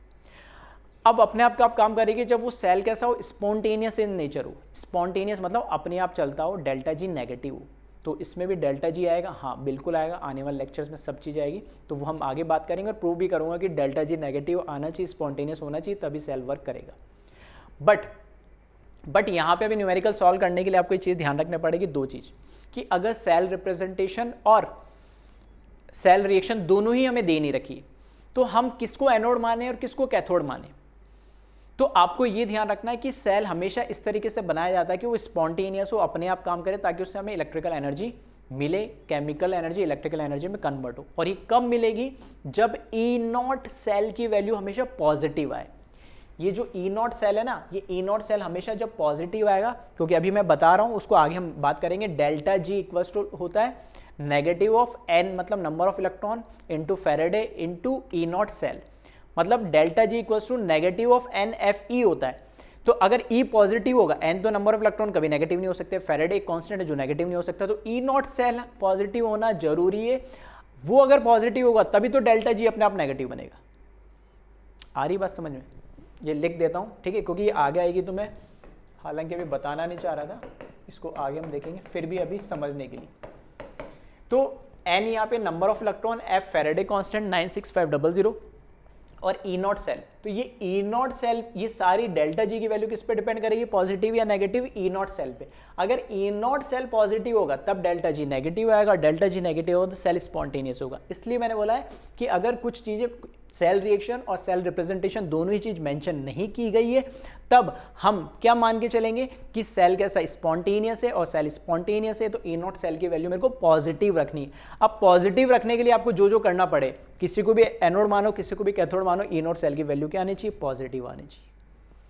ठीक है, ये इसका मतलब था कि if cell reaction and cell representation is not given then E not cell is always positive which represent cell reaction is spontaneous. तो ए नॉट सेल अपना पॉजिटिव होगा तो डेल्टा जी अपना नेगेटिव हो जाएगा, तो सेल अपना कैसा हो जाएगा, स्पॉन्टेनियस हो जाएगा। ठीक है, तो ये चीज़ हम अभी आगे देखेंगे, तो हालांकि इसको अभी हटा दीजिए। चलिए नेक्स्ट जो पॉइंट दे रखा है, इफ सेल रिएक्शन और cell representation is given then E not cell may be spontaneous और non spontaneous, that is E not cell may be positive और नेगेटिव दोनों हो सकता है। ठीक है, तो ये पॉजिटिव भी हो सकता है और कैसा हो सकता है, नेगेटिव भी हो सकता है। कब, जब ना तो सेल रिएक्शन दे रखी, कब, जब सेल रिएक्शन दे रखी हो, सेल रिप्रेजेंटेशन दे रखा है, तो वो डिपेंड करता है आपने सेल बनाया कैसे है। उसने फिक्स कर दिया कि इसी को एनोड बनाना है और इसी को कैथोड बनाना, तो फिर हम कुछ नहीं कर सकते। उसने जब बोल दिया तो उसके अकॉर्डिंग हमें देखना है, और फिर उसमें सेल काम करे या ना करे वो अलग कहानी है। तो वो सेल स्पॉन्टेनियस हो या नहीं हो हमें कोई मतलब नहीं। लेकिन अगर गिवन नहीं दे रखा है, अपने हिसाब से आप डिसाइड करो कि कौन एनोड होगा कौन कैथोड होगा, तो हमें हमेशा ऐसे डिसाइड करना है कि सेल काम करे, सेल पोटेंशियल पॉजिटिव आए। आ रही बात समझ में, दोनों का मतलब क्या है, तो अभी न्यूमेरिकल से हम इसको समझेंगे। तो इसको पहले आप क्या करें, वीडियो पॉज करके कॉपी कर लें। ठीक है, वीडियो पॉज करें और कॉपी करें जल्दी से।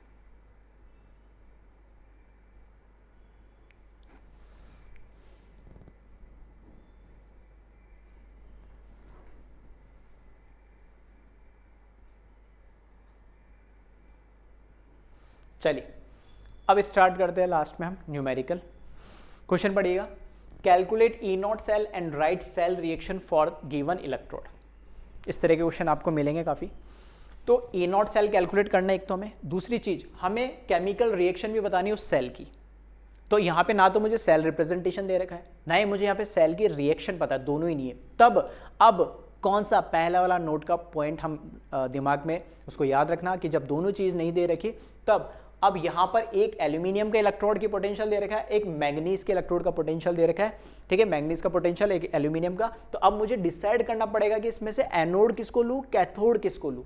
और कैसे डिसाइड करेंगे कि इस तरीके से हमें डिसाइड करना है कि ई नॉट सेल पॉजिटिव आए। अब ये काम कैसे करें वही इस न्यूमेरिकल से हमें समझना है। तो अब ध्यान से सुनना, ठीक है, अटेम्प्ट करने की कोशिश मत करना तुम्हें अगर नहीं पता है। हाँ, कोई पढ़ चुका है पहले से तो अलग कहानी है, वरना ध्यान से समझ लेना। जब भी आपको ऐसे दो इलेक्ट्रोड दे दे और आपसे पूछे ई नॉट सेल बताए जिसमें हमें खुद एनोड और कैथोड डिसाइड करना है, तो वो स्पॉन्टेनियस कैसे बने हमेशा कैसे चेक करें। तो दो काम कर सकते हैं। पहला काम, दोनों ही पोटेंशियल को या तो ऑक्सीडेशन में कन्वर्ट कर लो या दोनों ही पोटेंशियल को रिडक्शन में कन्वर्ट कर लो। एक को ऑक्सीडेशन एक को रिडक्शन में रहोगे तो हमेशा परेशान रहोगे, उल्टा सीधा कुछ ना कुछ गड़बड़ होगी। ठीक है, मैं दोनों चीज कर रहा हूँ। ठीक है, दोनों चीज कर रहा हूँ मैं, क्योंकि पहली बार है तो सॉरी। ठीक है, तो पहली बार है तो मैं दोनों चीज आपको बता देता हूँ। यहाँ पे इसको पहले रीड करें, यहाँ पे लिखा E not AL slash aluminium +3 equal to 1.6 volt. मतलब एल्यूमिनियम 0 से +3 जा रहा है, मतलब ये एल्यूमिनियम का ऑक्सीडेशन पोटेंशियल दे रखा है। क्या दे रखा है, एल्यूमिनियम का ऑक्सीडेशन पोटेंशियल। तो मैं लिख रहा हूँ यहाँ पे ऑक्सीडेशन पोटेंशियल। ठीक है, ऑक्सीडेशन पोटेंशियल ऑफ एल्यूमिनियम।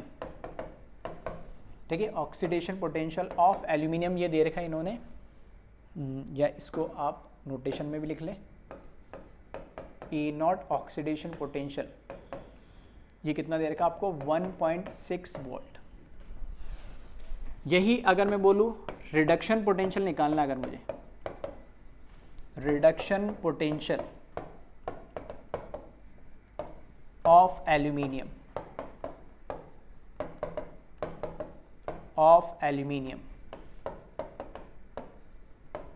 तो नेगेटिव कर दूं, बस जो भी ऑक्सीडेशन है उसका आगे क्या कर दूं, नेगेटिव कर दूं।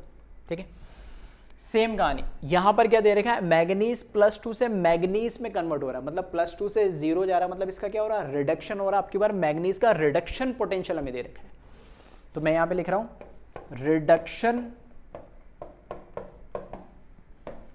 Reduction potential of manganese. ठीक है, मैग्नीशियम नहीं है, ये मैग्नीज है, तो E0R लिखा मैंने मैग्नीज का, वो कितना दे रखा मैं, -0.4 वोल्ट।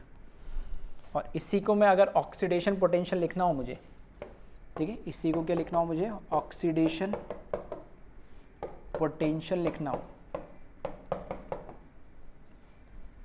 ऑफ मैग्नीज, तो E0O इज इक्वल टू, इसका आगे नेगेटिव लगाएंगे तो ये पॉजिटिव हो जाएगा, तो 0.4 वोल्ट। ठीक है, इतना काम हमने इसमें कर दिया है। अब दोनों तरीके से चीज़ों को देख सकते हो, दोनों में से कोई भी एक कर सकते थे। ठीक है, तो पहली बार तो मैं दोनों चीज़ बता रहा हूँ। अब जब भी आपको डिसाइड करना हो कि किसको एनोड ले किसको कैथोड ले, तो एक ही चीज़ आपके दिमाग में होना चाहिए, इलेक्ट्रोकेमिकल सेल में एनोड पे हमेशा क्या होता है, ऑक्सीडेशन। इलेक्ट्रोकेमिकल सेल के अंदर एनोड पे हमेशा क्या होता है, ऑक्सीडेशन, और कैथोड पे क्या होता है, रिडक्शन। तो एनोड पे ऑक्सीडेशन हो रहा है, तो ऑक्सीडेशन हम उसी का करवाएंगे जिसका ऑक्सीडेशन पोटेंशियल ज़्यादा है, हायर है, ग्रेटर है। आई बात समझ में? जब भी आपको ये डिसाइड करना है कि इलेक्ट्रोकेमिकल सेल में एनोड किसको लेना है, तो एनोड उसी को लेंगे जिसका ऑक्सीडेशन पोटेंशियल क्या है, ज़्यादा है। सिंपल सी बात। तो आप कंपेयर कर लें यहाँ पे, oxidation potential of aluminium 1.6 and oxidation potential of manganese 0.4, दोनों में से ज़्यादा क्या है, 1.6। तो एनोड में किसको बनाऊंगा, एल्यूमिनियम को। तो बाय डिफॉल्ट दूसरा क्या बन जाएगा, कैथोड बन जाएगा, यानी कौन बन जाएगा, मैग्नीज। ठीक है, याद रखना, अभी मैं लिख दूंगा फिर भी। अब दूसरा तरीका, हमें पता है कि एनोड तो ऑक्सीडेशन, एनोड का तो क्या होता है, ऑक्सीडेशन, कैथोड का क्या होगा, रिडक्शन। कैथोड का क्या होता है, रिडक्शन। तो रिडक्शन उसको बनाओ जिसका रिडक्शन पोटेंशियल ज़्यादा है। तो सेम चीज़ है, एनोड पे ऑक्सीडेशन हो रहा है तो उसका ऑक्सीडेशन पोटेंशियल कंपेयर कर लो, और कैथोड पे रिडक्शन हो तो रिडक्शन पोटेंशियल कंपेयर कर लो। देखो कंपेयर कर लेते हैं, रिडक्शन पोटेंशियल जिसका ज़्यादा है, ग्रेटर है, हाइयर है, उसी को आप क्या बनाए, कैथोड बनाए। कंपेयर कर ले, reduction potential of aluminium -1.6 and reduction potential of manganese -0.4। अब मुझे आप ये बताइए, -0.4 और -1.6 में से बड़ी वैल्यू कौन सी है? नंबर लाइन सिस्टम से ध्यान रखना, बिल्कुल 0 से पॉजिटिव, 0 से नेगेटिव। तो 0 से नेगेटिव चलोगे तो पहले -0.4 आएगा और उसके बाद -1.6 आएगा। तो बड़ी वैल्यू कौन होती है, जो राइट साइड में आती है नंबर लाइन में, तो -0.4 बड़ी वैल्यू है। तो दोनों रिडक्शन पोटेंशियल में से बड़ी वैल्यू किसकी आ रही है हमें, मैग्नीज की। तो मैग्नीज का क्या बनाएंगे हम, कैथोड। और अभी यही तो बोला था मैंने, अगर मैग्नीज का कैथोड बनाएंगे तो जो दूसरा बचा है उसको क्या बना दे आप, एनोड बना दे। आ रही बात समझ? दोनों से कैसे भी आप कर लो, आंसर आपका सेम ही आना है, चीज आप सही पकड़ोगे। इसलिए मैंने बोला पहली बार था इसलिए दोनों बता रहा हूं, वरना किसी भी एक को, क्योंकि अभी मेरे को दोनों को कन्वर्ट करना पड़ा, क्योंकि एक का ऑक्सीडेशन पोटेंशियल था और एक का रिडक्शन पोटेंशियल था। तो या तो किसी एक का रिडक्शन पोटेंशियल को ऑक्सीडेशन में कन्वर्ट कर लेता, या किसी एक के ऑक्सीडेशन को रिडक्शन पोटेंशियल में कन्वर्ट कर लेता। तो दिमाग बस याद इतना रखना है, जिस एनोड पे ऑक्सीडेशन पोटेंशियल होता है तो दोनों का ऑक्सीडेशन पोटेंशियल निकाल लो, और जिसका ऑक्सीडेशन पोटेंशियल ज्यादा है उसको आप एनोड बना दो, बचे हुए को कैथोड बना दो। या फिर उल्टा, दोनों का रिडक्शन पोटेंशियल निकाल लो और जिसका रिडक्शन पोटेंशियल ज्यादा है उसको कैथोड बना दो, क्योंकि कैथोड पे रिडक्शन होता है, और जो बचा हुआ अपना आप एनोड बन जाएगा। As simple as that. ठीक है, चलिए तो अब आगे बढ़ते हैं इस क्वेश्चन में। तो ये तो हमने डिसाइड कर लिया कि इसमें एनोड कौन होगा और कैथोड कौन होगा। तो इसी को मैं आगे लिख रहा हूं। ठीक है, तो एनोड ऑक्सीडेशन पोटेंशियल किसका ज्यादा, एल्यूमिनियम का। ठीक है, तो यहां पे एनोड कौन है हमारा, एल्यूमिनियम। अब मैं यहां पे लिख रहा हूं एनोड, एनोड पे क्या होता है, ऑक्सीडेशन। ठीक है, ये तो फिक्स हो गया, इलेक्ट्रोकेमिकल सेल पे एनोड पे हमेशा ऑक्सीडेशन होता है, और ऑक्सीडेशन यहां पर किसका होगा इस बार, एल्यूमिनियम का होगा, क्योंकि एल्यूमिनियम हमारा कौन है, एनोड है यानी। ठीक है, एनोड पे क्या होगा, ऑक्सीडेशन होगा, और ऑक्सीडेशन किसका होगा, एल्यूमिनियम का होगा।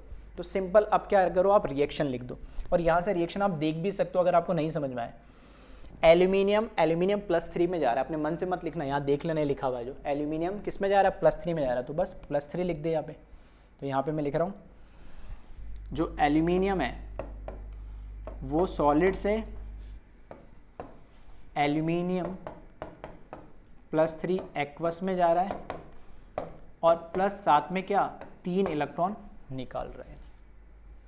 ठीक है, अच्छा एक काम और करते हैं, इसको थोड़ा तरीके से लिखता हूँ ताकि सब चीज़ एक साथ आ जाए। यहाँ पे लिखा मैंने एल्यूमिनियम सॉलिड, ये कन्वर्ट हो रहा है एल्यूमिनियम +3 एक्वस के अंदर। अब सर एक्वस अपनी मर्जी से कैसे, जब भी आयन होगा तो एक्वस में होगा, सिंपल सी बात, ऐसे ध्यान रखें। +3 है तो मतलब 3 इलेक्ट्रॉन इसने निकाले, तो 3 इलेक्ट्रॉन मैंने लिख दिए। साथ में अब ये पे यहाँ पे क्या लिखा मैंने, इसका ऑक्सीडेशन, तो मैं इस तरीके से लिख रहा हूँ ऑक्सीडेशन पोटेंशियल ऑफ एनोड, और ये हमें कितना गिवन दे रखा है 1.6 ही दे रखा है ना 1.6, तो ये 1.6 वैल्यू मैं यहाँ पे लिख देता हूँ। ठीक है, ये यहाँ पे मैंने 1.6 वैल्यू इसके सामने लगा दी कॉमा लगा के। सही है, चलिए फिर हम बात करते हैं कैथोड की। तो कैथोड पे हमें पता है इलेक्ट्रोकेमिकल सेल में क्या होता है, रिडक्शन। तो यहाँ पर मैंने लिखा रिडक्शन, और रिडक्शन यहाँ पर किसका होगा, मैंगनीज का होगा, क्योंकि मैंगनीज अभी हमने डिसाइड करा क्या है, वो कैथोड है। ठीक है, मैंगनीज क्या है यहाँ पर, कैथोड है। तो मैंगनीज की रिएक्शन भी आपको गिवन दे रखी है। ठीक है, मैंगनीज की भी रिएक्शन आपको गिवन दे रखी है, +2 से किस में कन्वर्ट हो रहा है, 0 से। तो यहाँ पे मैं लिख रहा हूँ मैंगनीज +2 आयोनिक फॉर्म में, तो किस में होगा, एक्वस में, 2 इलेक्ट्रॉन ये लेगा और किस में कन्वर्ट होगा, मैंगनीज सॉलिड में। और ये इसका क्या हो रहा है, रिडक्शन पोटेंशियल रिडक्शन हो रहा है, तो यहाँ पे इसका क्या लिखेंगे हम, रिडक्शन पोटेंशियल लिखेंगे। और इसकी वैल्यू, ठीक है, इसकी वैल्यू हमें कितने दे रखी है, -0.4 -0.4 वोल्ट।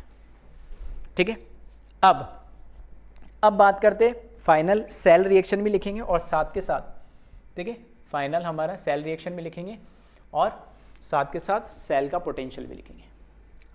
अब देखना, मैंने बोला था सेल रिएक्शन लिखने के लिए ये एनोड हाफ सेल रिएक्शन है, ये कैथोड हाफ सेल रिएक्शन है, दोनों को ऐड कर देंगे तो हमारी सेल रिएक्शन आ जाएगी।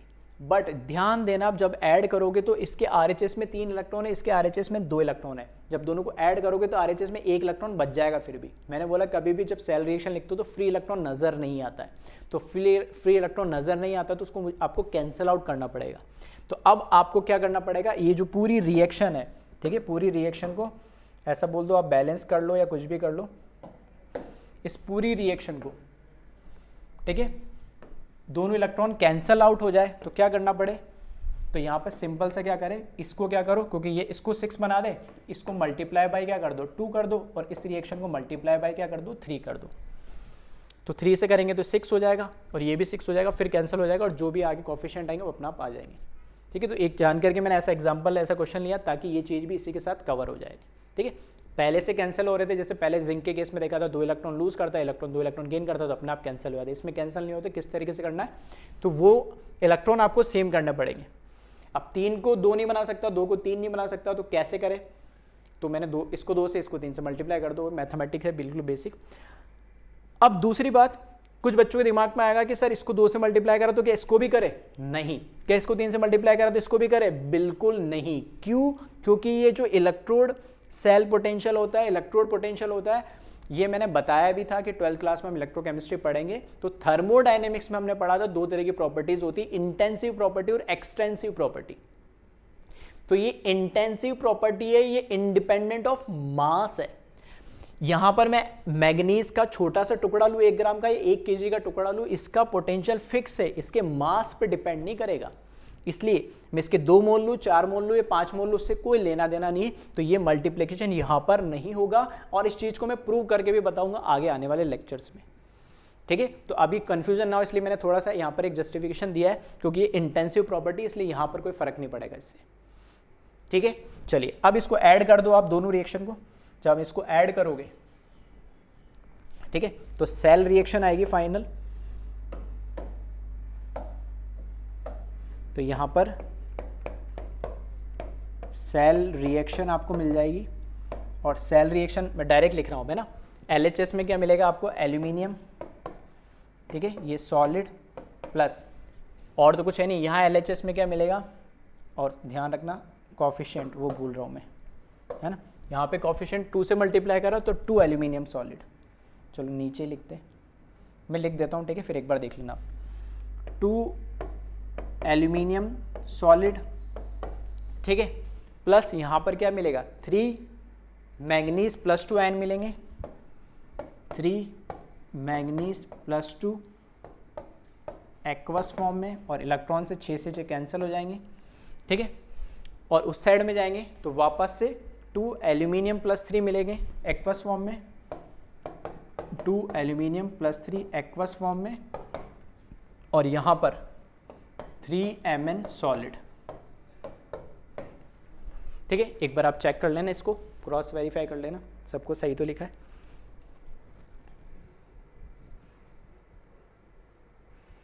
ठीक है, अब देख सकते हैं 2 से मल्टीप्लाई करेंगे तो एक साथ लेगा, या तो आपको कंफ्यूजन हो रहा हो तो एक स्टेप एक्स्ट्रा लिख लेना, 2 से मल्टीप्लाई करके नीचे लिख लेना, 3 से मल्टीप्लाई करके नीचे लिखना, और फिर उन दोनों को ऐड कर लेना।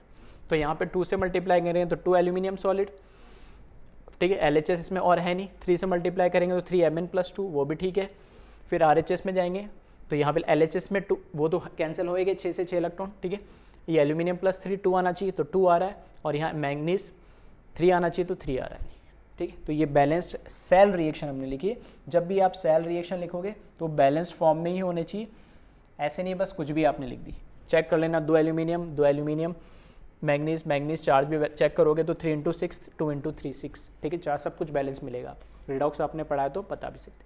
अब सेल पोटेंशियल की अगर बात करें तो एनोड का ऑक्सीडेशन पोटेंशियल और कैथोड का रिडक्शन पोटेंशियल। तो मैंने बोला था अगर एक का ऑक्सीडेशन है एक का रिडक्शन है, तो ऐसा नहीं किसी का भी ऑक्सीडेशन किसी का भी रिडक्शन, एनोड का ऑक्सीडेशन होना चाहिए कैथोड का रिडक्शन होना चाहिए, तब दोनों को ऐड कर देंगे, ठीक है। दोनों रिडक्शन है तो कैथोड माइनस एनोड होता है, और दोनों ऑक्सीडेशन है तो एनोड माइनस कैथोड होता है। इस चीज का ध्यान रखना, जो 3 फॉर्मूले हमने पीछे लिखे थे।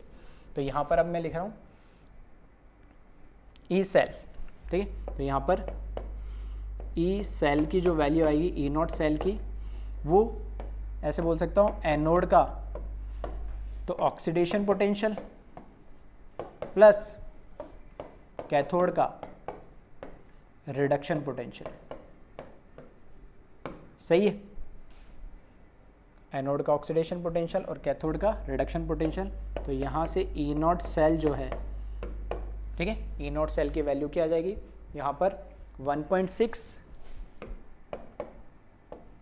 प्लस ये कितना दे रखा -0.4, और जब इसको ऐड करोगे ना फाइनली तो अपने आप आंसर देख लेना पॉजिटिव ही आ रहा है या नहीं। जैसा कि मैंने बोला था पॉजिटिव आना चाहिए, तो पॉजिटिव आएगा, कितना आ जाएगा 1.2 वोल्ट, ठीक है। तो सेल रिएक्शन भी हमने बता दिया और फाइनल सेल पोटेंशियल भी बता दिया। अपना पॉजिटिव आ रहा है, और ये पॉजिटिव कैसा आया, क्योंकि जो हम कंसिडर करेंगे इनिशियली ऐसे कंसिडर करेंगे कि एनोड और कैथोड में कैसे कंसिडर करना है कि जिसका ऑक्सीडेशन पोटेंशियल ज़्यादा उसको एनोड, जिसका रिडक्शन पोटेंशियल ज़्यादा उसको कैथोड, ठीक है।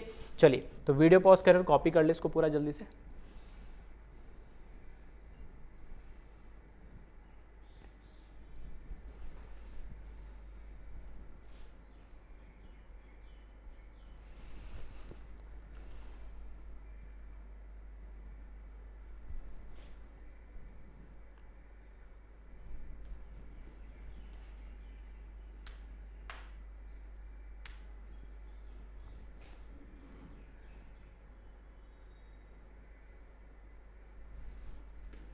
ठीक है, वीडियो पॉज करें और कॉपी करें।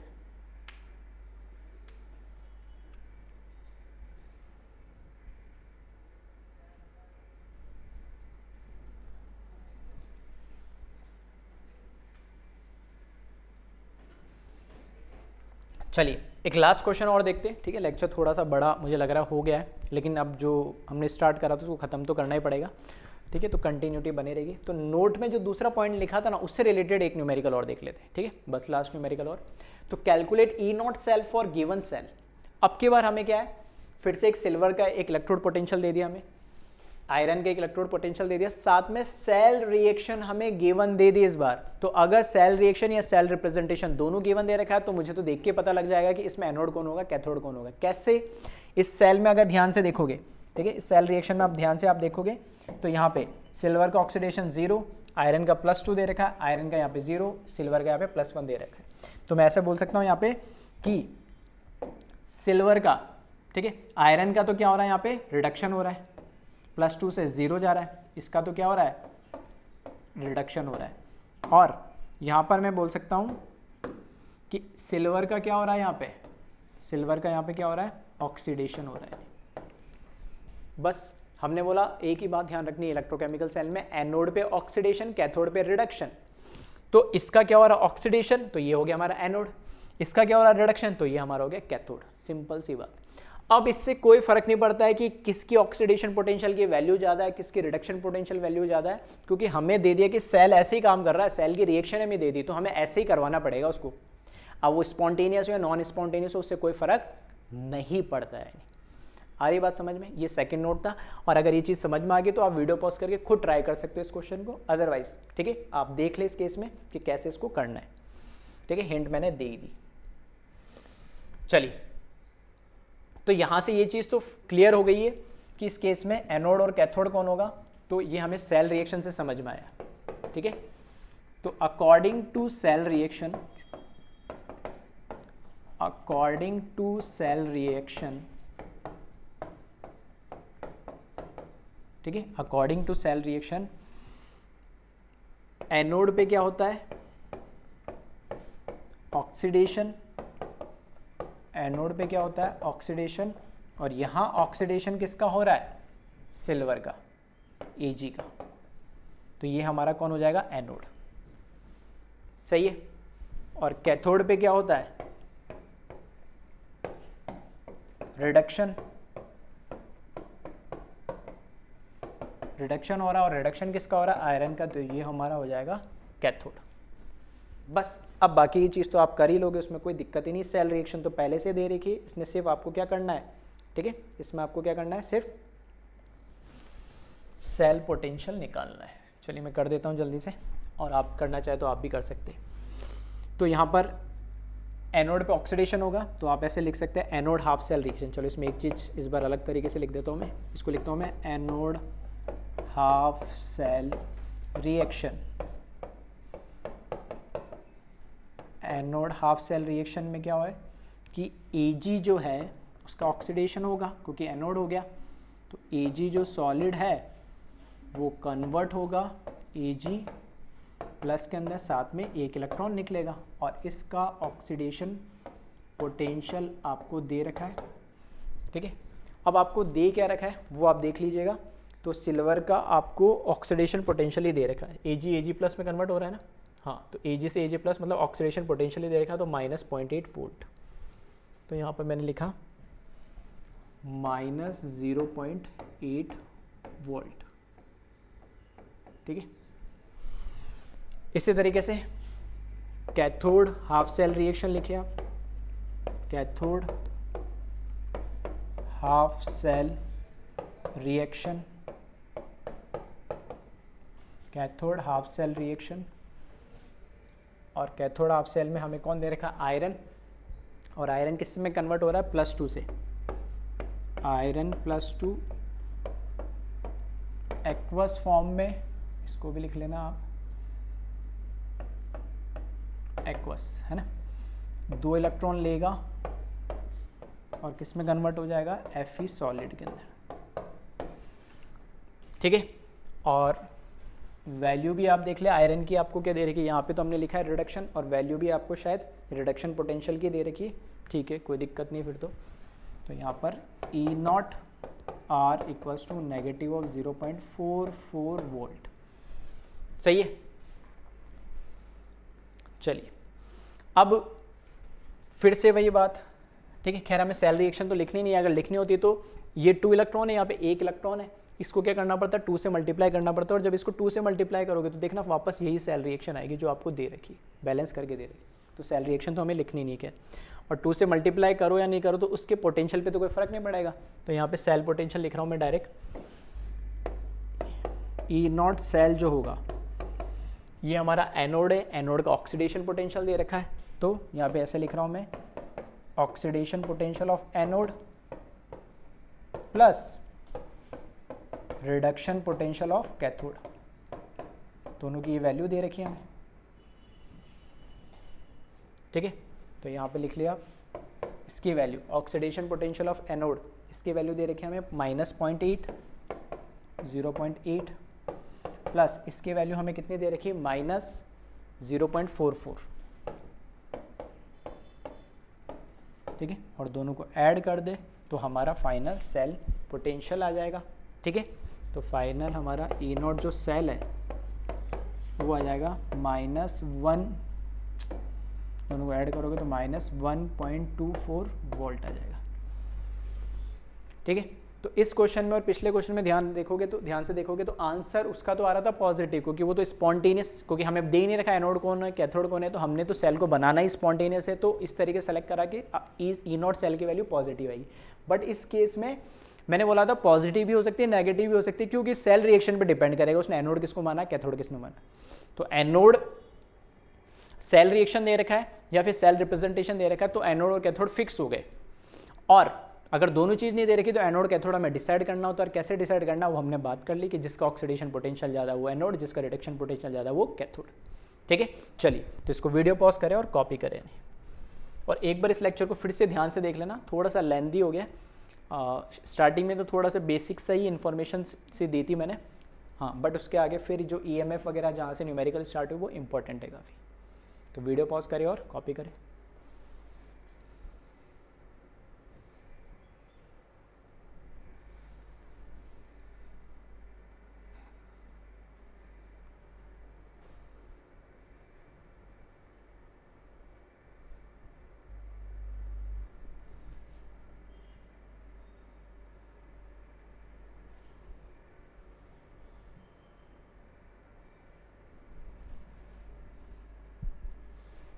ठीक है, तो थोड़ा सा वीडियो लेंदी हो गया था, फिर भी है ना, आराम से देख लेना और साथ के साथ नोट्स बनाइएगा, और जहाँ डाउट हो उसको फिर से रिवाइंड करके सुन लीजिएगा, सब कुछ आपको आराम से क्लियर हो जाएगा, ठीक है। चलिए, ओके, थैंक यू क्लास।